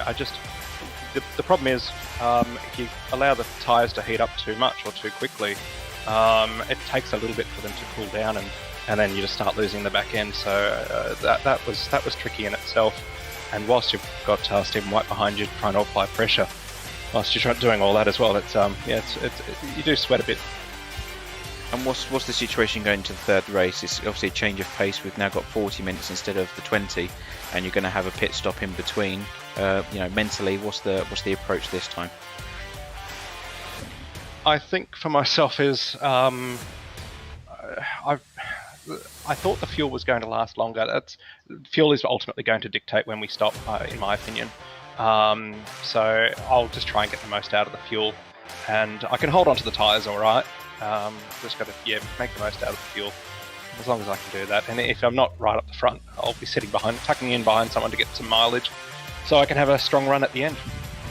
Well, best of luck to you in that effort. It's been a good race, for the second race at least, I should say. And, I hope you bring it home in the third very nicely. Appreciate it, thank you. Okay, and we have Stephen White with us as well, finishing second place in race 2 there. Stephen, that's your second podium so far. Once again, it was very close to a win. How was that race from your perspective? Yeah, thanks, Dave. Congratulations to Chris and John as well for being on the podium. Tonight just hasn't really been my night, really. In race 1, obviously, Chris had an issue, and unfortunately, I was the target for that with his computer, and so that wiped us out of that race. And then in the second reverse grid race, we got boxed in at the start. I got a brilliant start, and I just couldn't get through the two guys in front, and then I just slotted in behind Chris and basically just did my best to save tyres, save fuel. And then when I noticed that his tyres were starting to go off, I thought I'll have a little bit more of a go here. And a couple of times was sort of in the vicinity of making a pass, and I don't know what happened. I think it was turn 9 or turn 10 out of the corner that now doesn't exist on the circuit. I got a little bit of an overlap on the exit, and the next minute I know I'm facing backwards. So I don't know if it was a computer glitch or whatever with us touching panels or what it was, but at the end of the day, still finished second, and we'll see what race 3 brings us. Yeah, fantastic. So we'll let you go on that one because we're getting quite close to the start of the third race. So good luck for race 3, and we'll hope to see you towards the front again. Quickly as well, John Wade, won't keep you very long. Congratulations on first podium. That's going to be a good haul of points for you. Absolutely, guys. Thank you, and good evening. Congratulations to the other boys. But very excited about the first podium. Yeah, fantastic. So just quickly as well, race 3, what's your strategy going to be for this one?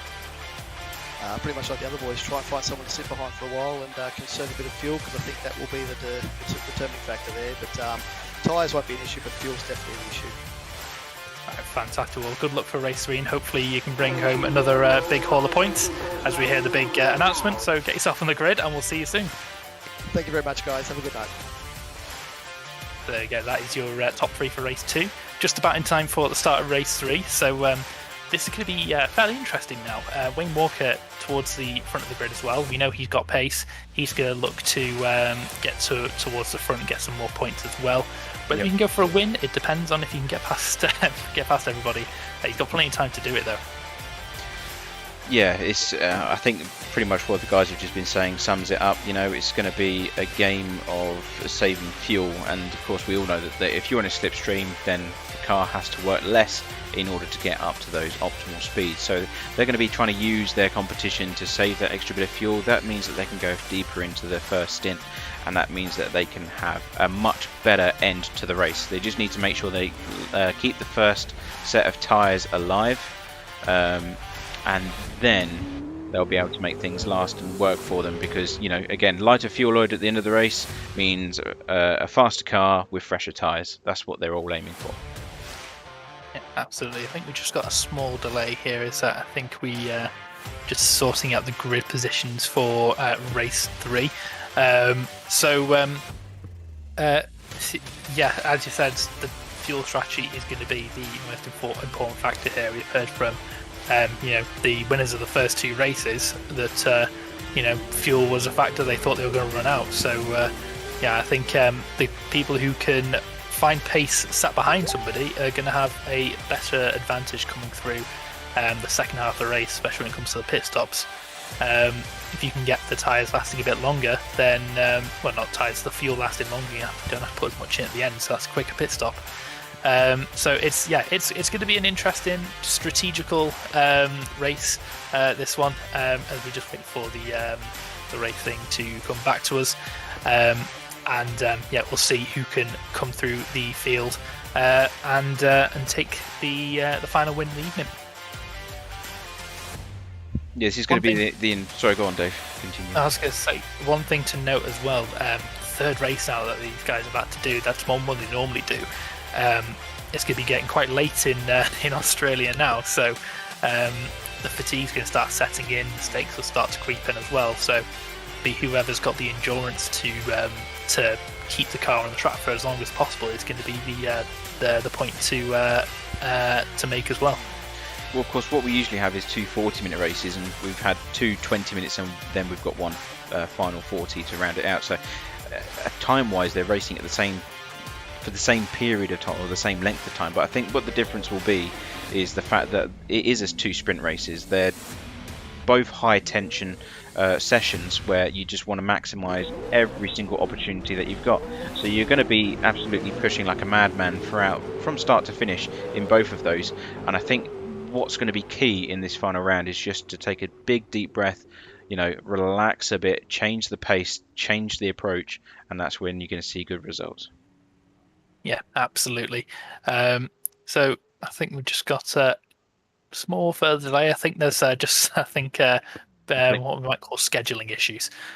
Well, unfortunately, R-Factor 2 only lets you have 2 races in one weekend. So what they're trying to have to do is restart the whole cycle of things before getting into race 3. And of course, they've got to change the length as well, because of course they've set it up for 20 minutes. So that's something that they've got to work around. Yeah. So just as we wait for everything to get set up, and we'll be back with the action. Who do you think's looking good for the top spots for this race? Well, of course, Chris McClellan's very quick. We know that, as is Stephen White. He's going to be biting at the gate in order to go, because of course he's had very 2 strong races, but at the same time it hasn't gone the way that he's wanted. Of course, the first race was an absolute disaster, but coming home P2 when he could have won, that's going to be quite a sour taste, because he had that opening. He could have gone for the lead of the race in the second round, but I think third round he's going to be like, right, okay, this time I mean business. He's got the long game to play. He can have more time to analyse the road ahead, but he has to be careful, because Wayne Walker is going to be charging past Billy and John Wade as fast as he can to make sure that he's on the podium too. So to answer your question, which I didn't really answer it, I think Wayne Walker is going to be charging out into the podiums very quickly, and depending on whether or not Stephen White can get past Chris McLennan very quickly, I reckon we might be seeing one of those 2 with a good chance of winning. Yeah, absolutely. Not to discount James Delaney either. He's starting in 8th, and we know he's got pace. He's able to match the pace of Wayne Walker, so he's going to want to try and follow him through any traffic. He's only got 2 cars between him, which is just 1 row of the grid. So if he gets a good start, he is able to maximise on that. He can follow Wayne through. We know that Wayne's going to be a little bit faster than John Wade and Billy Ebenheiser as well. So it's whether Chris McLennan and Stephen White, maybe work together, try and build a gap before Wayne can get past the 2 cars behind, or if they just go straight, right out and go for it. There's a lot of things to think about here as we look towards the race. One thing I'd like to see is Craig Broadbent making a good run up the order. He's currently, unfortunately, down in P18. Wasn't a good previous round after that issue. But you know, to see him go up in the order, maybe top 10. You know, he's had a really good first race, so he's got that on his to take back with him. Hopefully that will give him motivation in the 40-minute race to go up as well. He's definitely got the pace, just needs to be able to put it in the right places at the right times to make it work. Yeah, he just needs to stay out of trouble. It looks like He seems to have been a bit kind of- unlucky, especially last week at Yeah. Tasmania. He got collected a few times, unfortunately. But you know, up to that point, he was fighting for the lead of the race. It just seems to be, it just in racing, you can do all the work in the world. You can do as much setup, you can do as much practice, you can learn every single corner. But at the same time, you just need that 5 to 10% of luck to bring it together. You know, some things are out of your control. You just need that extra bit, unfortunately. But it hasn't worked out so far. Fingers crossed this can be the race, but we'll see. Yeah, so we're just setting the grid for race 3 here. We've got the timer right, so it could be a 40-minute race. Everyone's going to be making a pit stop, changing tyres, trying to make the fuel last as long as possible. Another reminder as well, just a big thank you to the sponsors for this series. We've got Servers Australia and Noble Host as well, who have been been instrumental in bringing this series together. But yeah, I'm excited for this race. It's going to be good to see the faster guys come through the field. I hope Craig Broadbeck can have a good race. He deserves one at this point after the luck he's had so far. Yeah, James Delaney, he's going to make some moves. Wonder if he'll try sending it as hard this time. But and you've got to be careful of Mark Young as well, because he's quite pacey out the box. So definitely one to keep an eye on. He's had a few good battles with some of the drivers so far in this season. So he's not got a clear path up the road, I would say. There's still quite a few fast guys around him. Yeah, absolutely.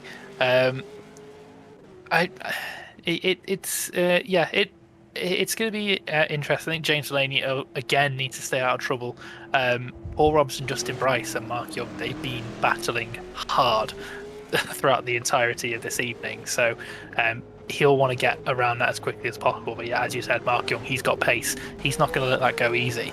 It's going to be tough for James. He would have been better, I think, if he could have got past the 2 other cars for in race 2.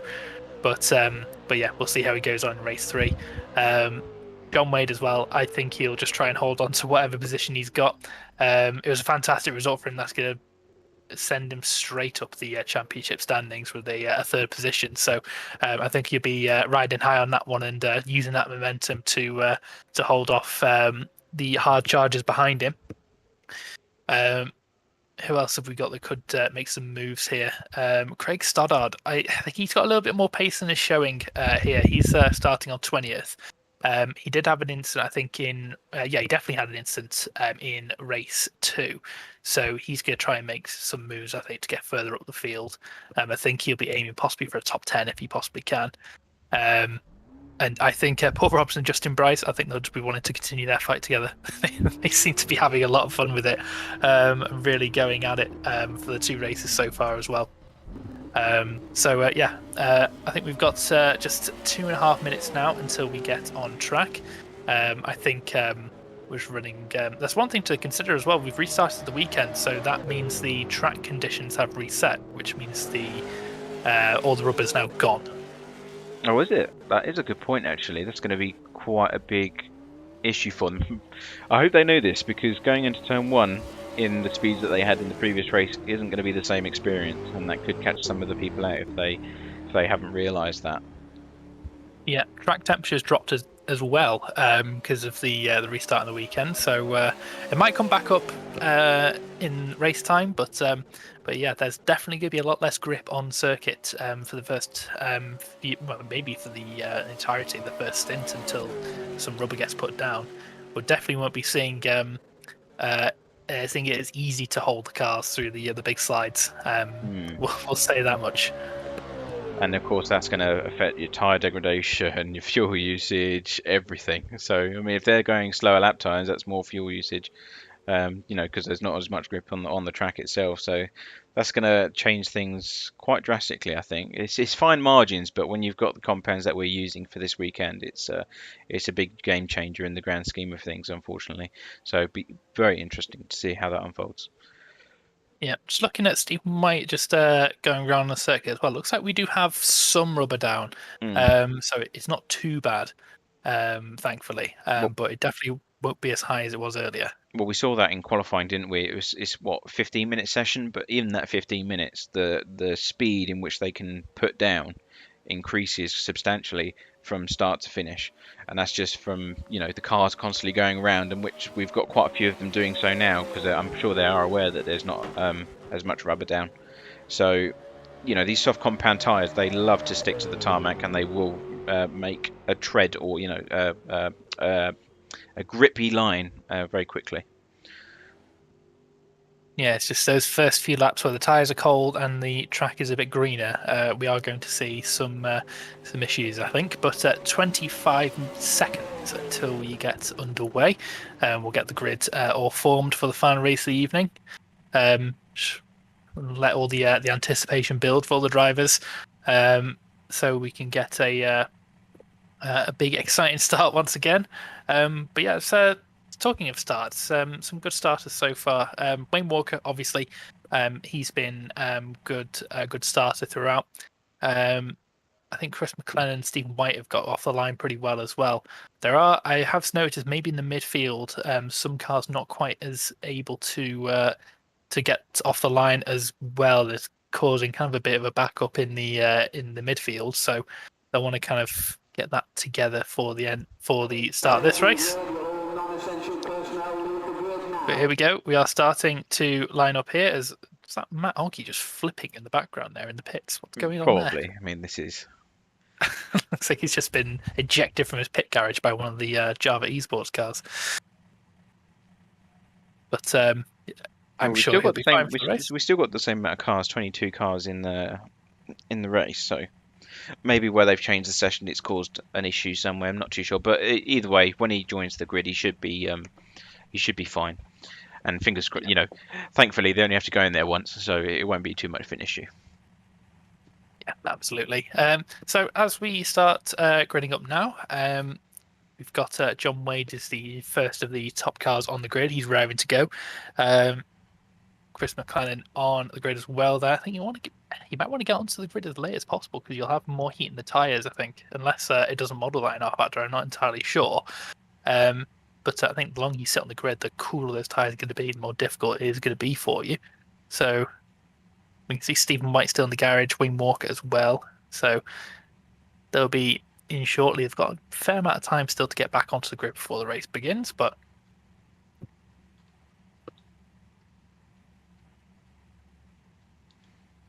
Rick Broadbent as well at the back of the grid. He's ready to go. Wanted to make some positions up after his bad luck in the second race. He had a good start to the evening, but not quite been able to carry that through so far. We can hope he's able to pull that in and close off the evening on a positive note. We've got the top four all on the grid now. We're just waiting for a couple more cars. I think that's just one more to come in. Matt Ogg, who's currently still in the pits, and he's on the grid. So we will be underway in a couple of seconds now. So we'll keep an eye on the lights, and we can keep an eye on the engine notes as they rise once again. There we go. Revs going. Lights on. 3, 4, 5 lights.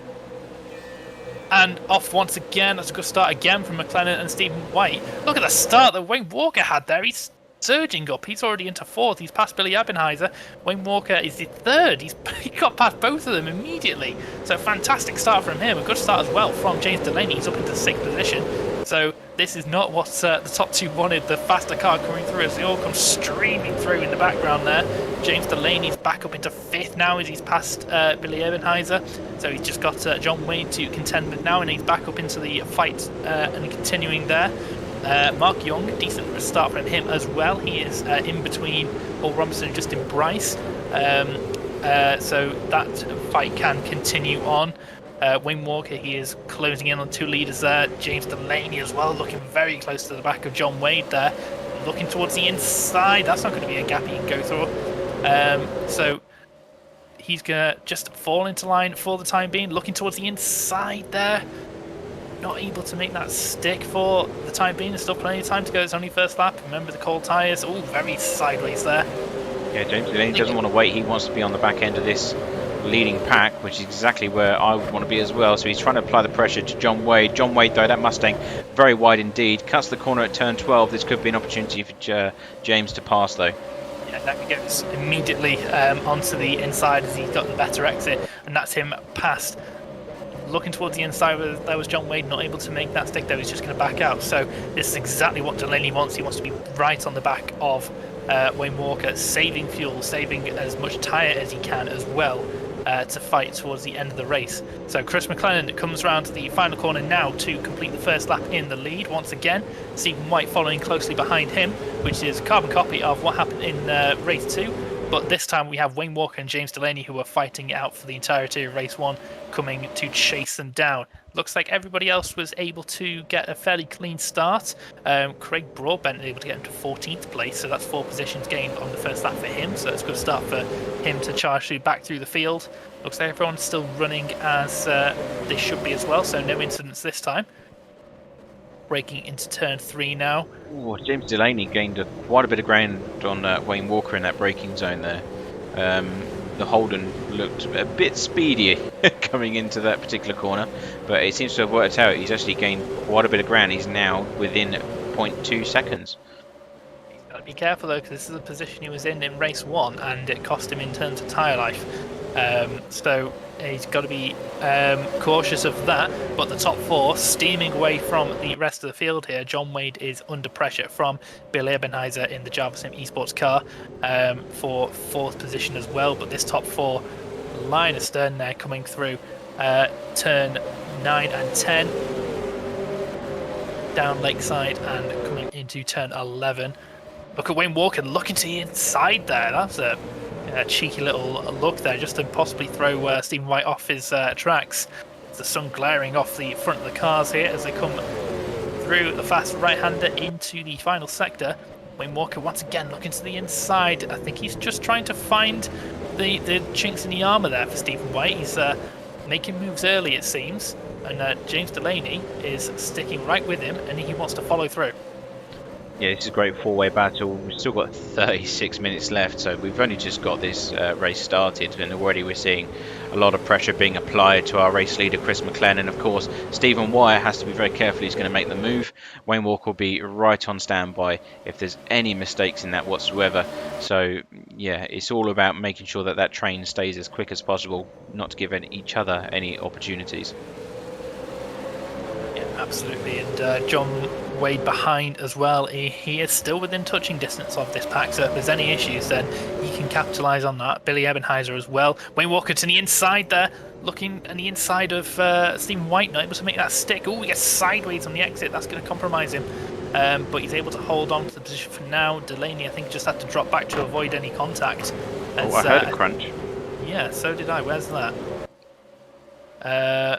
I can't see anybody dropping down the... Oh, no, I can. Alex Daly. Yeah, Alex Daly, and there's a bumper. Sorry, John Wade's gone. Sorry, Dave. John Wade's gone wide on the entry to the second sector. Wayne Walker going on the inside of Stephen White. He's decided to back out of it. Things got a bit too hairy before getting to the apex, it seemed. So he decided to wait for a better opportunity. He's got the time to play with, of course. He knows he's got the pace as well. So just seeing what options are available. Of course, he would prefer to be behind Chris McLennan as opposed to Stephen White. James Delaney looking very frisky in the background there. So that's probably playing on Wayne's mind, knowing that James will definitely make a move if he senses weakness. He might making a move there. He's going the inside into the final sector. He's got the move done.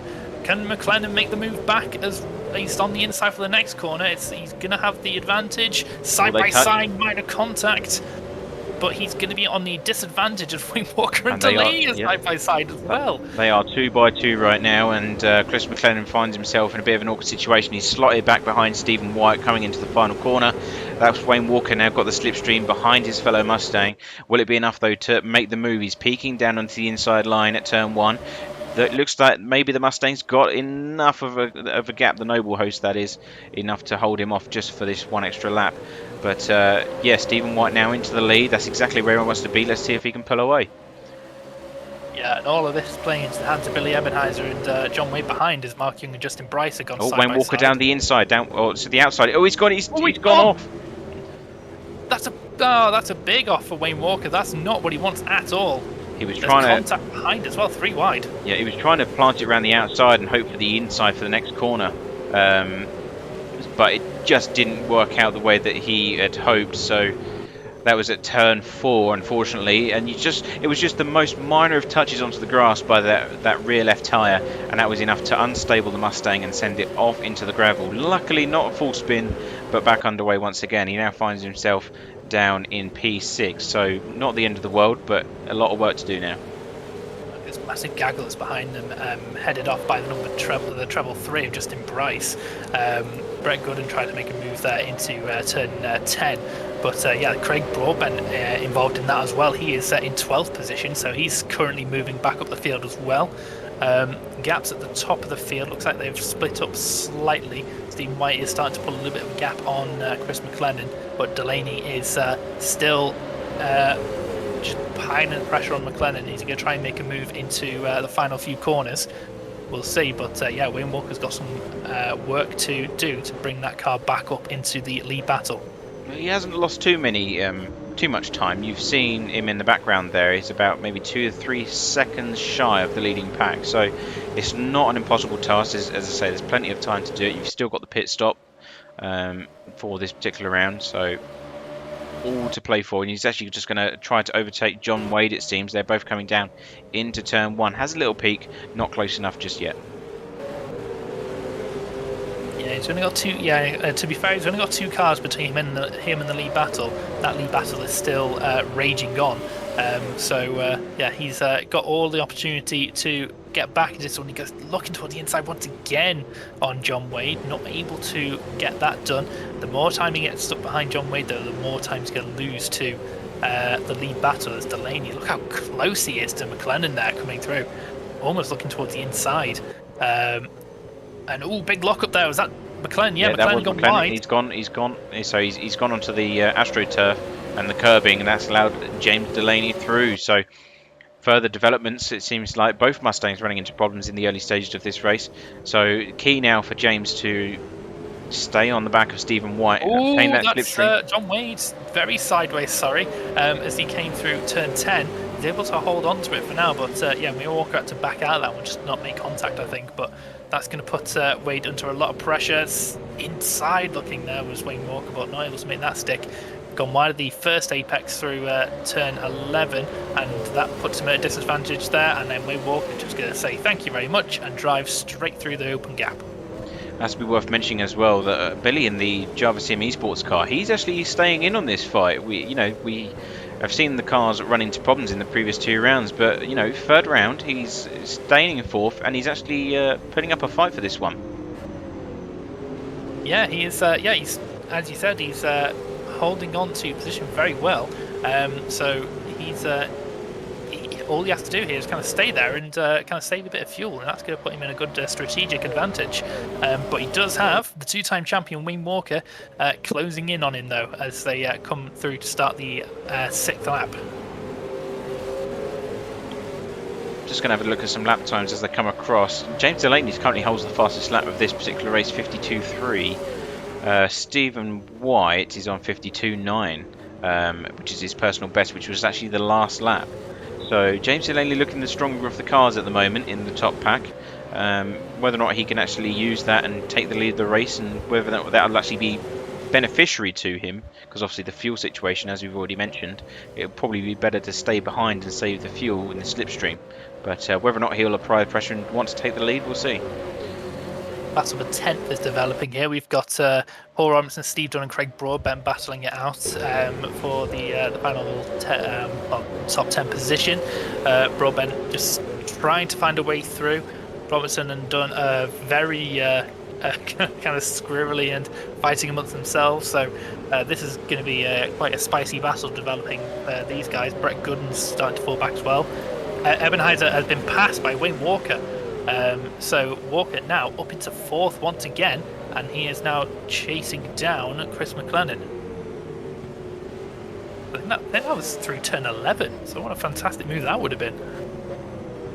Yeah, he's definitely braver than I would have been going through there. That's pretty much a one-car corner for myself. I don't think I'd ever want to even hint that I'm going to put my nose up the inside, but if he did pull it off there, then that would have been spectacular.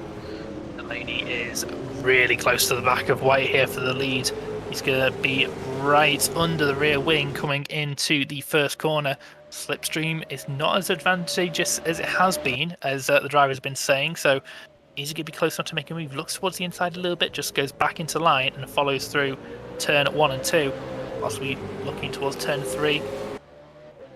On the exit, gets a bit on the curves, but is able to maintain the momentum, but Stephen White gets a good run as well, so the two Holdens starting to put a little bit of gap on the other. Oh, that's very sideways there from Delaney, who just about holds on to it and doesn't actually lose much time. So what I don't know what's going on in that car, but it's working for the moment for Delaney, as McLennan holds off on Wayne Walker as well in the background. Well, we saw this in the first race as well, didn't we? Delaney really close to the car ahead, fighting for the lead, but of course that comes with a price, and that is that there's no downforce on the front splitter of that car, and that will send it into unpredictable slides, especially coming through into the slower corners from high speed. So if he's going to Walker attack, in the background, sorry, Walker just looking towards the inside coming into turn 9, sorry, not able to make that stick, but he has got a lot more pace than McLennan at this stage. He's going to have to find a way through quickly. You know, I think that might be playing on James's mind as well, that, you know, the impending doom. Wayne Walker is definitely on a charge of his own if he's going to take the lead and push. But, you know, Stephen White's definitely got some pace as well. He's not exactly going slow. They're both all doing 52 lap times. Wayne Walker, though, 52.7 his personal best and 53 the last lap. So I think he's getting a bit caught up with Chris McLennan there. It's slowing down. The top two are starting to pull a bit of a gap, bit of a lock up there from Delaney as they come into the penultimate corner. He still needs to look after those tyres, though. That's the thing. He needs to look after this set of tyres. This first part of the race is you know, sacrificial. It needs to make it work for him for the second half. That's when the real business is going to go down. Yeah, absolutely. He needs to look after those tyres because he wants really to go maybe a lap longer than Stephen White can on fuel, and he won't be able to do that if the tyres are not up to scratch. But in the background there, Wayne Walker once again is close. He's going to look to possibly make a move into turn 3 as the move for the lead doesn't go. But there's contact there.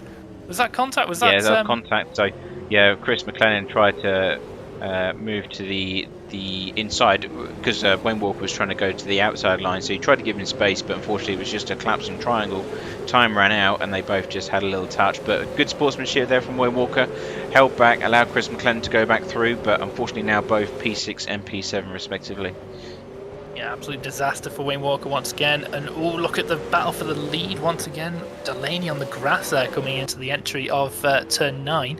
He's managed to hold it together, getting so close to the concrete. Look at the way the car's moving around. I don't think those tyres are are being kind there, as Wayne Walker's managed to get past Chris McLennan in some point in all this.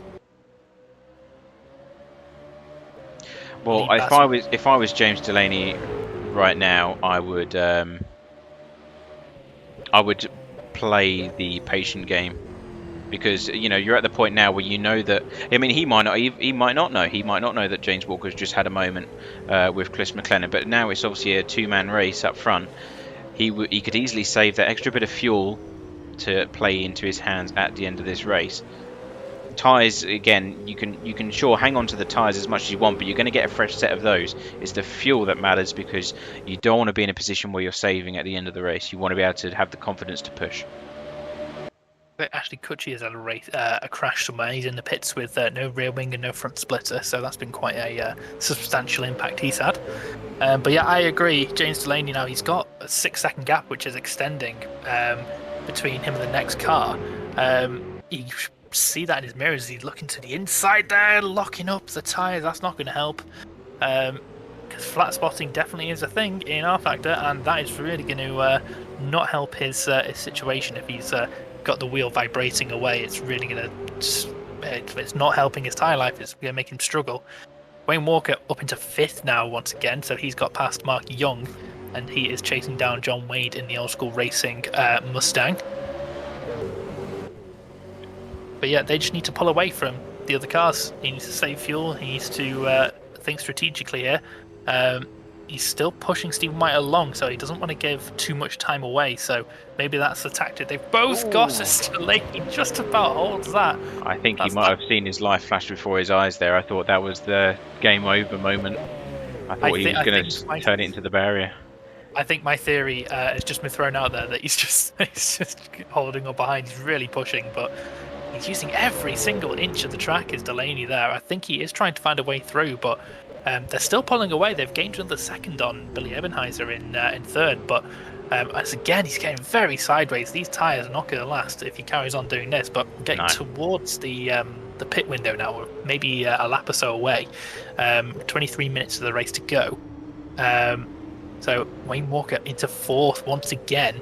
So he's round John Wade. So he's closing back in. So these two need to work together to pull away. Yeah, that half slide that James had in, or as going past the lakeside, that would have definitely increased all four corners considerably in terms of temperature. So he's got to be very careful now. You know, just maintain that distance. You've got the slipstream, but it won't affect the tyre temperatures. You've still got airflow going to the front splitter at that kind of distance that he's holding now. Just play it safe. You've got the second place. You're in the fight for the lead as he does another lockup coming into the corner. Yeah, I think it stands true to what he said in the interview that we had early. He's just going to full send it. You know, that's what he always does. But we're definitely seeing that now as he's going sideways all over the place, even coming through the exit of Lauda, which is turn 8. So, but yeah, both of these guys pulling away. We've got Wayne Walker. He's 11 seconds behind our fighting leaders, and separating the two of them is one of the Java Sim esports cars, which is still Billy, he's again got to tip my hat to that guy there, because he's holding that third place very well indeed. Another lock up there for James Delaney, so I think he's got a flat spot probably that's really not helping under braking, locking up on several corners per lap here. So he's got to nurse this car now to get to the end of the stint. He can push in the second stint because that's where it all matters, but yeah. As I said, the gap he's maintaining now, that is perfect for his fuel saving. He can save a little bit of fuel in the slipstream. He can save on the tyres, but he's not doing that. But we do have... Sorry, go on. No, you carry on. I said we've got a battle going on here from 9th through to 11th. Brett Gooden through to Steve Dunn. Paul Robinson in the middle.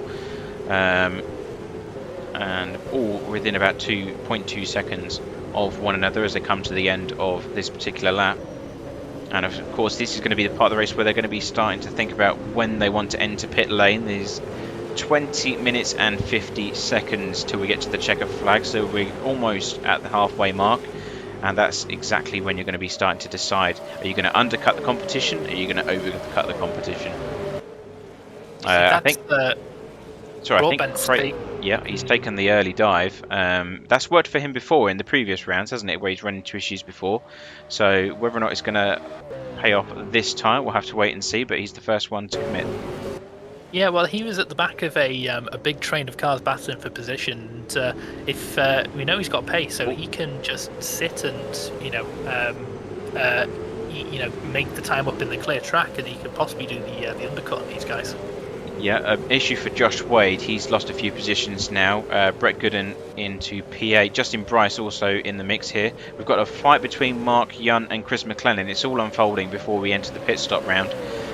We've got battles almost everywhere. I think there's about 7-8 cars all within striking distance of one another. Yeah, battle for third place is starting to develop as well. Wayne Walker's really close in on Ebenheiser here. Coming into turn 11 now in the braking. Look how close Walker is. Look how stable the car looks going through there. He's got so much more speed than most of the people at the moment. He is absolutely flying, and he's pushing as hard as he can.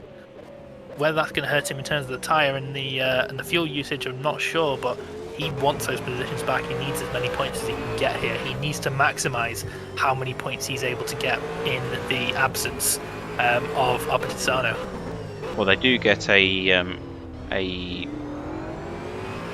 skip round. Oh, actually, they're both coming into pit lane as we speak. So, yeah, halfway mark. The Jarvis Simsports and Wayne Walker. Oh, he's going to overtake him in pit lane. That is incredible. What a move! That was naughty there from Walker, but he's got it. He's taken the opportunity there. Stephen White is in the pits as well. Delaney in the pits as well. Oh, Delaney's missed his pit box. Yeah, that's not going to be a good day because Stephen White is also in pit lane. It's very busy down here in pit row. All the cars is coming in, yeah. So at the halfway mark, because they know the tyres are going to fall off the cliff, they've had the 2 previous rounds to do that. Oh, the 74 having a bit of an issue there as they have to double box. He hasn't actually found his box seat. He's reversing down pit lane. Be careful about how much you do that because you might be disqualified, my friend. So please stop doing that. But it seems to be a few issues with the pit boxes. Yeah, He just didn't have an opening. They were so busy, he just could not pull in, unfortunately. Stephen White back underway in the lead of the race. You still got Paul Robinson, who's staying out at the moment, but of course, we know that he's still due a pit stop. So the big winner out of all that, look at that, Craig Broadbent's up into 6th. So he has undercut 6 other cars to get himself into the top points paying positions here. So fantastic strategic manoeuvres from him to avoid all the battling and just send it. Wayne Walker up is out in 4th position, so he's actually lost the position once again to Ebenheiser. So yeah, despite the overtaking pit lane, but my question is now, will the 55 have to fuel save near the end of the race? Because you know for a fact that Wayne's not going to be holding back anymore. Absolutely not. Big loser and all that. James Delaney, he is back down in 8th position. So missing his pit box, having to reverse a little bit back into position, that has cost him dearly. So he is pretty much out of contention for the time being. But Steve White able to run away with this. He's got a big gap on Ebenheiser, but Walker is going to be reeling him in, and he's got plenty of time to do it. Just talking about James Delaney and losing those positions, I think that's just testament to how close this championship is in terms of the pace that we're seeing from the guys around. You know, all it took was that minor mistake and he's gone from fighting for the lead of the race all the way down into P8. It's a lot of work to do, but you know, that small mistake, those fine margins. Sorry, Matt Walker's just dived into P3, got around Billy Ebenheiser once again, so he is up into P3 now. It'll be effectively P2 as Paul Robinson has come into the pits now. So this fight is on now. He's got about 9 or so seconds to close in on Stephen White, and he's got 16.5 minutes to do it. Yeah, on board with Billy at the moment as he goes down the straight. I mean, it's going to be a tall order to stay attached here to the defending champion, but he's going to give it a go. He's actually smiling as he's coming through turn 1, to be honest. I mean, I'm loving this. But yeah, the gap already up to about 1+ seconds, unfortunately. So he hasn't got the pace. Wayne Walker definitely turning on the extra pace for the second half of the race. So James Tierney, after all the pit stops have worked themselves out, he is in 5th position. Craig Broadbent in 4th. So yeah, this has been a fantastic run for Broadbent, a fantastic strategic move to make that pit stop before everybody else and just avoid the carnage in the pit lane. But yeah, Ebenheiser, he is in a good position here. He is still in the podium positions here, but he's going to be under pressure from Broadbent. They've got similar lap times though, so I'm not sure how that's going to pay out, but look how much the gap's closing between Stephen White and Wayne Walker though. This is going to be quite a fight towards the end of the race.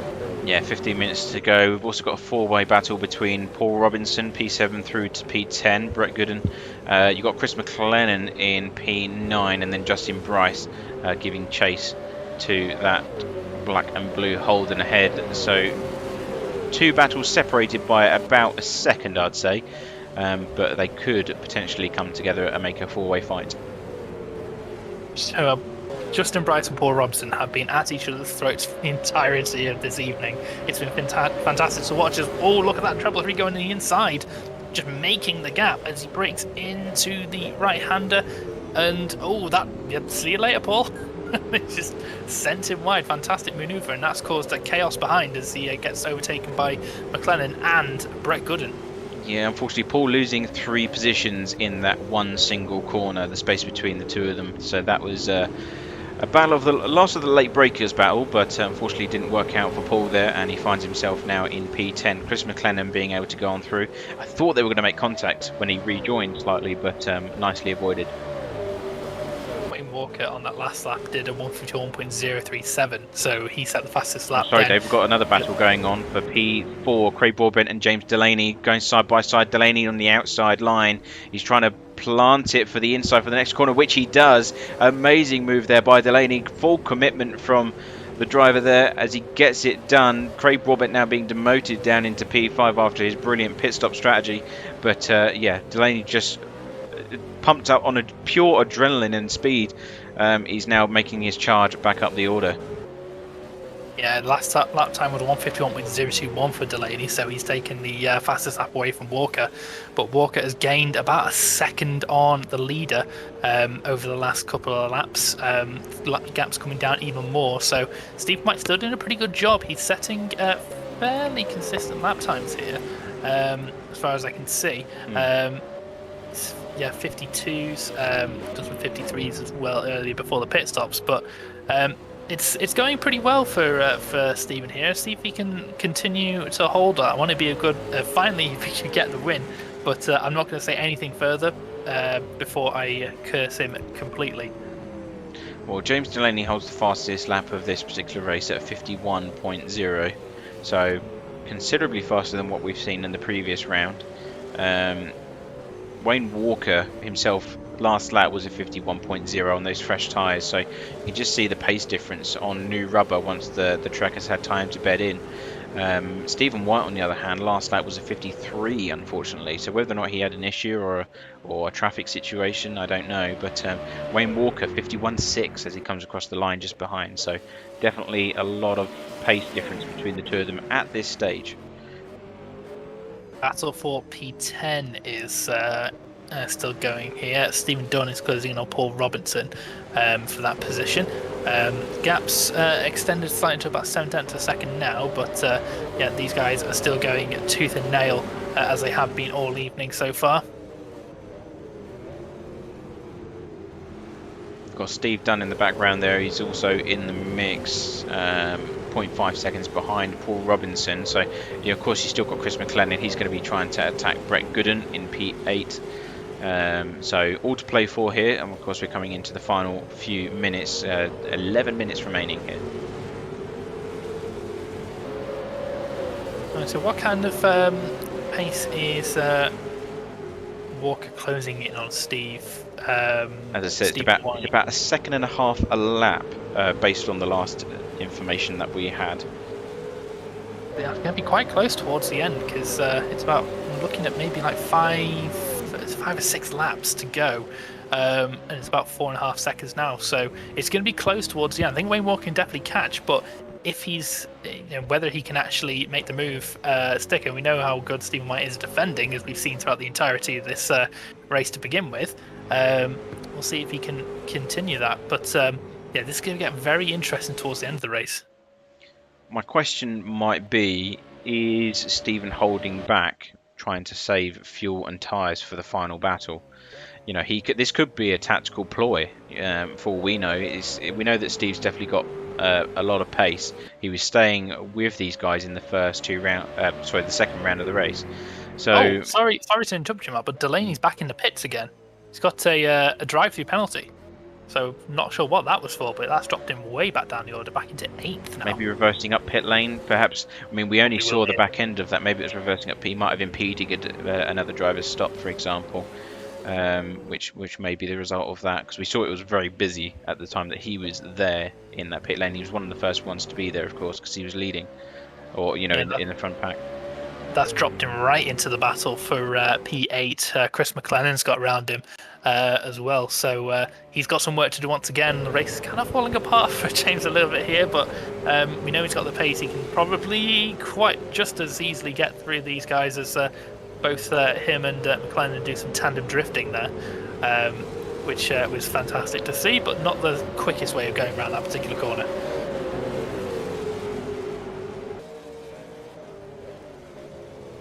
Yeah, it's a good job that Ebenheiser's doing here. He's sitting in P3. He's got about 6 or 7 seconds either side of him to the next car, so he's doing a fantastic job to hold that P3 there. Yeah, I mean, the next car down the order is Craig Broadbent, who himself has done an incredible job. I mean, not forgetting he started P18 in this race. So a mega job there by Craig. He'll no doubt be looking for that extra podium, but he's got to find at least another 5 seconds before he sees the Java Sim esports car in third. After this battle for 8th position, the two cars behind him, Paul Robinson and Steve Dunn, starting to get involved in this as well. Delaney's going to want to get around around McLaren as soon as he can, really. Looking to the inside. Another pit entry. Oh no, what is going on here? Maybe speeding in the pit lane this time? As he just about gets he's stopped. not happy. He's got he's stopping. So maybe a fuel miscalculation this time. Because if it's a penalty, I don't think you're allowed to service the car. No, I think that'll be well, he's off and going once again, so maybe that was a short hold for speeding the pit lane, possibly. I'm not entirely sure, but yeah, but the jack went up, so that implies to me that he's had tyres and fuel added. Well, that was a very short stop if he had tyres and fuel added. But he's back in now, and he is behind GGS out in 15th position, so this race has fallen apart there for Delaney. It's unfortunate. Yeah, not the way that he wanted to finish this weekend. He's definitely been on pace, and of course he had the fastest lap as well, so, and still does hold the fastest lap of the race. So that's going to be an unfortunate end, but it's the way it goes sometimes, unfortunately.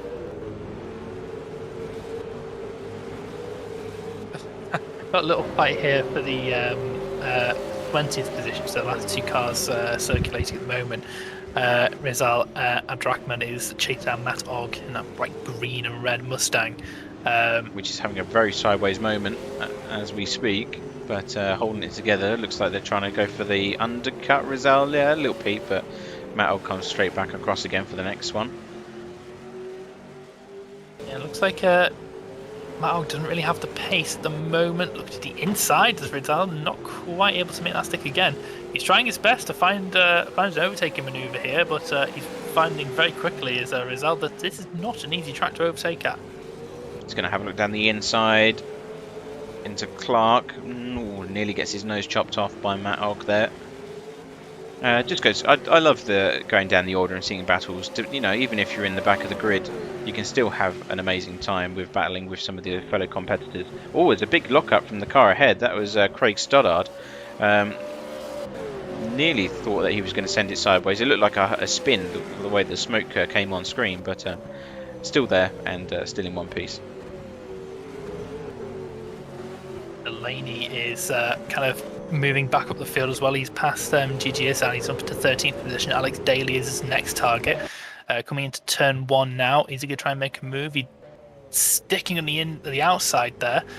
He's going to try and make the cutback work. He's got the better exit coming out of turn 2. Side by side. Oh, as Daly goes completely off the track in avoidance. But that was a fairly gifted overtake for Delaney there. But he carries on into 12th position. His next target, Kresna Kernyawan. Well, that's a long way up the order, so I don't think he'll be able to get anywhere near that. Back to the top 10 battle, though. Steve Dunn is still chasing down Paul Robinson. About a 10th between 10th or 2 between these two as they come through through Lakeside, and they've been battling for the entirety of the race as well. Yeah, only the gap down to 0.1 seconds at the moment, and it looks like maybe Steve Dunn's got an inside look here in his Mustang, going into the final few corners, and he's alongside. Although the Mustang overcooking it, yeah.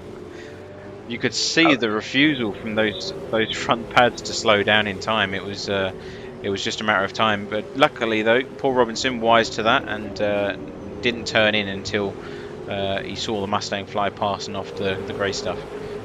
Yeah, that was optimistic from Steve, but yeah, able to keep that going for the time being. He's going to try and make another move here coming into turn 1, but he's going to be a little bit too far back for the time being.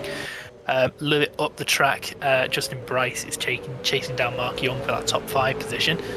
Once again, the Treble 3 car is doing 4-wheel drifts through every apex, so it's got that set up. Yeah, well, who needs tyres? But he's closing in. Mark Young is just defending and holding off for the time being. Craig Broadbent in a little bit of no man's land at the moment. He is close. He's about 3 or so seconds off Billy Ebenheiser, but with 4 minutes to go, it's quite a tall order to get close to him and pass him. But he's got the target in his sights. He just needs to get a bit closer. I think Stephen White's managing that gap really well. It's been hovering at about 2.7 now for quite some time. Both their lap times are in the 52s. I think Wayne might have cooked the tyres considerably in that first half of the stint, and maybe that was Stephen's aim all this whole time, to keep a consistent pace instead of pushing and being in the same situation come the end of the race. But we'll see how it comes to a close. We've got 3.5 minutes left. That gap's still at 2.5. Yeah, Wayne Walker last lap was 52.8, which is just a little bit slower actually than what Stephen White's been doing. He's in the 52.7s now. See what the lap times are come the end of this lap. I think Wayne Walker's closed a little bit more than the end of this lap. It was a 153.2 for Stephen White and Wayne Walker 52.8. So yeah, the gap's still coming down slightly, but not as quickly as it was earlier in the race, and we've only got about 2 more laps to go. Yeah, as you said, Stephen White's doing a fantastic job of maintaining that gap at the moment. Yeah, well, he was saying that he was not having such a good weekend. I mean, I don't want to give him the commentator's curse, as we always do up here at TFS, but you know, he's doing everything he needs to do right now. You know, he just needs to make sure he maintains that kind of pace. You can see Wayne Walker in the background there, and he's going to be seeing him in the rearview mirror. But as long as it's not, you know, a big purple Mustang right behind his tail, I don't think he's going to be too worried about it. Yeah, he's just got to manage this pace now for a couple more laps. The gap isn't closing, so he just needs to manage it for the remainder of the race. Only 2 minutes to go, so we'll probably see white flag on this lap. So 2 seconds to find in one lap is going to be quite tough, quite a tall order for Wayne Walker, but never count out the 2-time champ. Gap change of position behind Chris McLennan's gone off the road somewhere. He's dropped back into 9th position. Steve Dunn has dropped back a lot from Paul Robinson as well, so I'm not sure what happened in that fight. Once again, Brett Gooden and Justin Bryce are doing battle. They are about half a second between each other at the moment, coming through turn 11 and 12. Yeah, the battle for P5 continues on, it seems. It's Mark Young seems to have a bit of distance up the road, but not by much. And Gooden staying firmly attached to Bryce. I mean, I love seeing this top 10 battle. They've been at it all week, all this evening, as you said. But, you know, good racing between both of them. Respectable space and wheel-to-wheel action. Yeah, we're on the final lap now as Stephen White has maintained that gap to about 2 seconds to Wayne Walker. He's literally just got to get it to the end now to hold off the hard-charging Walker. Last lap time was a 152.9 for the leading car, 152.5 for the car behind the chasing pink Mustang. So the gap's still coming down. Look how much it's coming down in the last lap as well. He's gained nearly half a second already as Wayne Walker, but I just don't think he's going to quite have enough time. They're coming up to through the second sector already. So he's just about run out of time, it seems, but anything can happen in the final lap of this race. I don't think it's... I mean, Stephen White he's just looking inside the cockpit at the moment. He's so calm and collected. Well, it looks it anyway on the surface. I know it might be a very different story underneath things, but, you know, he's got just a few corners left. It's the final sector. That gap is within 1.3. It would have to be an almighty send in order to pull that off, and I just don't think that's achievable. You know, I think it's been well maintained by Stephen. He's just understood what kind of pace he needs to hit. It's almost like he's calculated, I can lose this much time each lap and still win this race, and he's just played it so safe and so calculated. It's going to be his first win of the season. Good race 2 weeks ago at Tasmania, but finally after 3 races he can say that Stephen White has won the first race here at Albert Park. I see Wayne Walker getting sideways as a final push there, but that's a win for Stephen White in the White Dog Racing. Holden followed very closely by 1.1 seconds. Wayne Walker in the Walker Racing Mustang. Billy Ebenheiser coming to take his best finish of the season so far. In third position, holding off on Craig Broadbent, who had a stonking drive from 18th on the grid. We've still got Justin Bryce. Sorry, still got Justin Bryce and Brett Gooden going at it into the final corner. All three of them pretty much sideways as they come across the final apex, across the start-finishing line. No change of position, but spectacular finish. Oh, we do have a side-by-side battle with Chris McLennan and Steve Dunn. I think Chris McLennan might have just inched across the line ahead of Steve Dunn. Yes, he does. Hundredths of a second. Ninth place there for Chris McLennan. Just about. Skin of his teeth. Yeah, that was 400ths of a second there at the line. Fantastic run at the end there with Steve Dunn, but didn't quite have the legs. Kresna Kernyawan coming home in 11th, and then James Delaney just belting it into the wall as he's had enough and coming home in 12th position as well. But yeah, that was a fantastic race once again. There was battles. Oh, there's a problem for Alex Daly. Alex Daly at the end of the race, he's gone down all the way to 20th. I think he might be out of fuel. Oh, no, he is as well. Yeah. Someone give him a push. I think Matt Ogg's going to help him across the line. That's good sportsmanship right there. He's lost a position as well.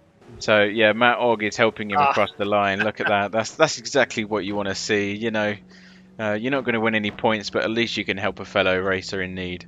That's exactly the way to do things. Yeah, Matt Oggs isn't going to lose any position. I think that's Wayne. Yeah, Wayne Walker coming up in the background there. So what a way to end the race. That's spectacular stuff. Yeah, absolutely brilliant. Wayne Walker's coming to help out as well. That was cheeky from Matt Ogg there. Did you see that? Just gets around the final corner and goes, I'll see you. Yeah, pass the baton. I'll take it from here. But Great yeah, stuff. Here we go. Alex Daly bringing up the rear of the field, just about coming across the line. I'm not sure if that's allowed under these rules, but it was good to see anyway. But yeah, what a fantastic end to this race. Wayne Walker doing some donuts as well, just to celebrate his sportsmanship. But yeah, we'll just wait and see if we can get the guys into the commentary booth so we can have a quick chat with the podium sitters. But yeah, thoughts on that race, man? That was fantastic to watch. Yeah, it was a good tactical display. I mean, James Delaney, he applied the pressure to Stephen White. Stephen held firm. That's exactly what you want to see. Good racing, you know. The tyres for James kind of wore off in that first half, and of course that crucial missing of that pit box, that's what really hurt his chances there, unfortunately. You know, good move from Craig Broadbent in his pit stop. Just, I don't know how, whether it was a conscious decision or not, kind of knew when everyone else was going to enter the pit lane, undercut a lot of them, leaped ahead, and he can't be unhappy with that as a P4 when he started P18, and considering where, you know, what the previous round did to him. So, you know, all in all, I think it was a great race. Wayne gave us an incredible charge at the end. You know, started to lay down some incredible pressure, knocking off 1.5 seconds before his tyres started to fade near the end. And then Stephen White, you know, cool as a cucumber, just doing everything he needed, set the lap times as needed, and comes across the line with about 1.4 seconds advantage. You can't argue with that kind of racing. It's brilliant. Yeah, absolutely. And speaking of Stephen, is with us in the commentary box once again. Stephen, this is a bit nicer to have you on the top step now after several times of trying. That was a good race for you there. Yeah, thanks guys. It was a bit of a turnaround for what has been an average night, wasn't it? Yeah, I mean, you had some great battles with James Delaney, and it was just commenting on that and how close it was. And then that charge from Wayne at the end, you just seemed to manage the pace brilliantly. It was really just down to conserving tyres as much as you could, and with the boys out there, it was just a matter of who wanted to push each other and who wanted to go a bit harder than anyone else. And for whatever reason, I'm not quite sure what happened behind with a few of the guys, but yeah, towards the end there, I knew Wayne would gently haul me in, and I just thought if I just look after the tyres, I knew that if he was going to catch me, another thing was to pass, because I would have thought he would have used his tyres up to get to me. Well, it was fantastic display for us there, Stephen. Are we hoping to see you in the next round in Perth? Yes, I should be in Perth. I'm just not sure about a few of the other rounds. So this year is just all about fun, and hopefully, you know, some of the other guys can give Wayne a little bit more pressure for the championship this year. I've given Wayne the best I can for the championship for the last 2 years, and it's been close, but I haven't been able to knock him off. And so with James and Daniel and Craig, definitely, they're a lot stronger this year. And, I think it's just great to, for everyone to be under a little bit of pressure. And, we've all got to be on our A form to, to get a result. Well, fantastic result once again for the entirety of this evening. And go get yourself a well-deserved break, and we'll see you in the next round in Perth. Thanks, guys. Okay, and we've also got Wayne Walker. Once again, another podium for you there, Wayne. I feel like that could have been a bit of a better result for you. Had some issues there, but it was a strong result to finish it either way. Yeah, I got a really good start. Got up behind Stephen and Chris, and yeah, was sort of battling for places, and yeah, just made a couple of mistakes which put me back. Probably about 10 seconds behind Chris and Stephen. I tried my hardest to get back to Stephen, but yeah, just not enough time, and sort of started running out of tyres at the end there, starting to get a bit loose. Yeah, well, it was a fantastic display. That'll take you to the lead of the championship for the time being anyway, with Daniel Badisano not coming here. So a good haul of points for you to help towards your championship hopes for defending it once again. Are you going to take all of that momentum to into the next round, hopefully get some more clean sweeps? Oh, that's the plan, but things don't always go to plan. With all the other guys we race against, anyone can sort of win on the night. But yeah, is the next race Perth, is it? As far as I can tell, yes. Yeah, I like that track, so hopefully I can come back with some good results. Alright, brilliant. Well, thanks once again for joining us, and congratulations on your results this evening. For final podium position, we've got Billy Ebenheiser. Billy, that was a fantastic result for you, best run of the season. That seemed to be a very strong, kind of well-managed race at the end there.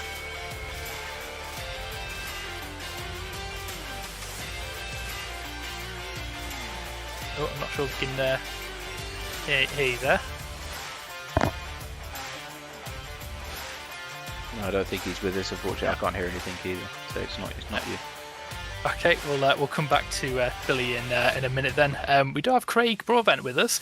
Craig, that was a quite a run in the final race there, going from 18th on the grid to 4th, especially with that undercut that you did on the pit stops as well. That was a strategic masterclass, it seemed. I was going to say, that's why I popped in. What was that, about 6 positions in the pit stop? It was a lot, yeah. I mean, was that a conscious decision? Did you kind of guess that everyone else was going to be coming in on that lap? I did some quick calculations on how much fuel I needed, and I short fueled, but I got to the last lap and I didn't even realise that I was going to make it. So I actually started conserving on the last lap because I thought I had another one to go, but it finished. But yeah, I mean, I got stuck behind Steve in 12th, Steve Dunn, and just couldn't get around him. And they were bunching up, and yeah, that was my opportunity to get in early and do the pit stop and get around him, and it worked like a treat.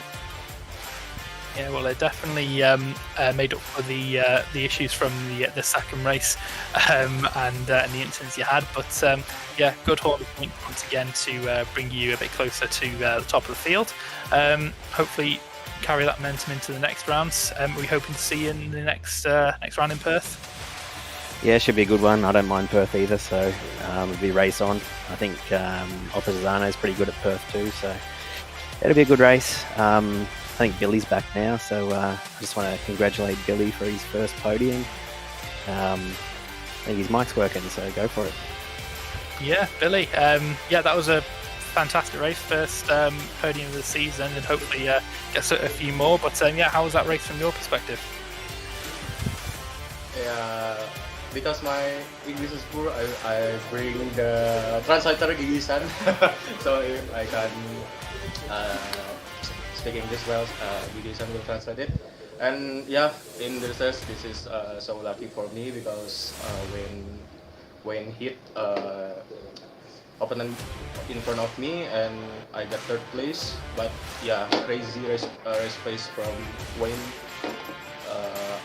I got fourth place again and I can overtake. I don't know who, but there's in pit lane I think. So I got third position again. Yeah, that was fun and I didn't expect I got this place. So yeah, congratulations to Wayne and Steve. Yes, I thought. Yeah, well, fantastic. Result. Congratulations once again. Are we hopefully going to be seeing you in the next round? Okay, thank you. All right, brilliant. I think that's everyone there. Congratulations once again to all the podium finishers and to everybody who end up this evening. We'll have some final thoughts for ourselves here, Matt. So, once again, another evening of really fantastic driving once again. Yeah, it's been a different format, which is the first time we've seen it for us here at CFS. You know, the 2 20-minute races, I think you definitely saw a different approach in terms of the tension. There's a lot more risk-taking involved in the first 2 rounds. Some of it paid off, some of it didn't, but nevertheless, fantastic racing from all involved. And then, of course, round 3, we saw some great racing from Stephen with Delaney, and also, of course, Walker trying to give chase at the end there. So, you know, I've thoroughly enjoyed it. You know, Albert Park is one of the tracks I know the most, thanks to the Formula 1. But it certainly hasn't disappointed. I thought with the wider track it was going to be a bit of a downer compared to Tasmania, but if anything, it's been just as spectacular for myself. Yeah, I will echo those. It's been once again a brilliant evening of racing, both kind of on track and strategic as well. Everyone's put on a great show as usual. So next round will be on the 30th of April on the Wanneroo Raceway in Perth. That'll be a night super sprint, so there'll be the same format as the evening, but it will be in darkness once again. Thank you all very much for joining us this evening. Thank you once again to the sponsors of the series, Serves Australia and Noble Host. We all thank you for making this possible, and thank you once again for having us to bring all the action to you. And unless there's any final words, we'll be signing off for this evening. So until next time, goodbye.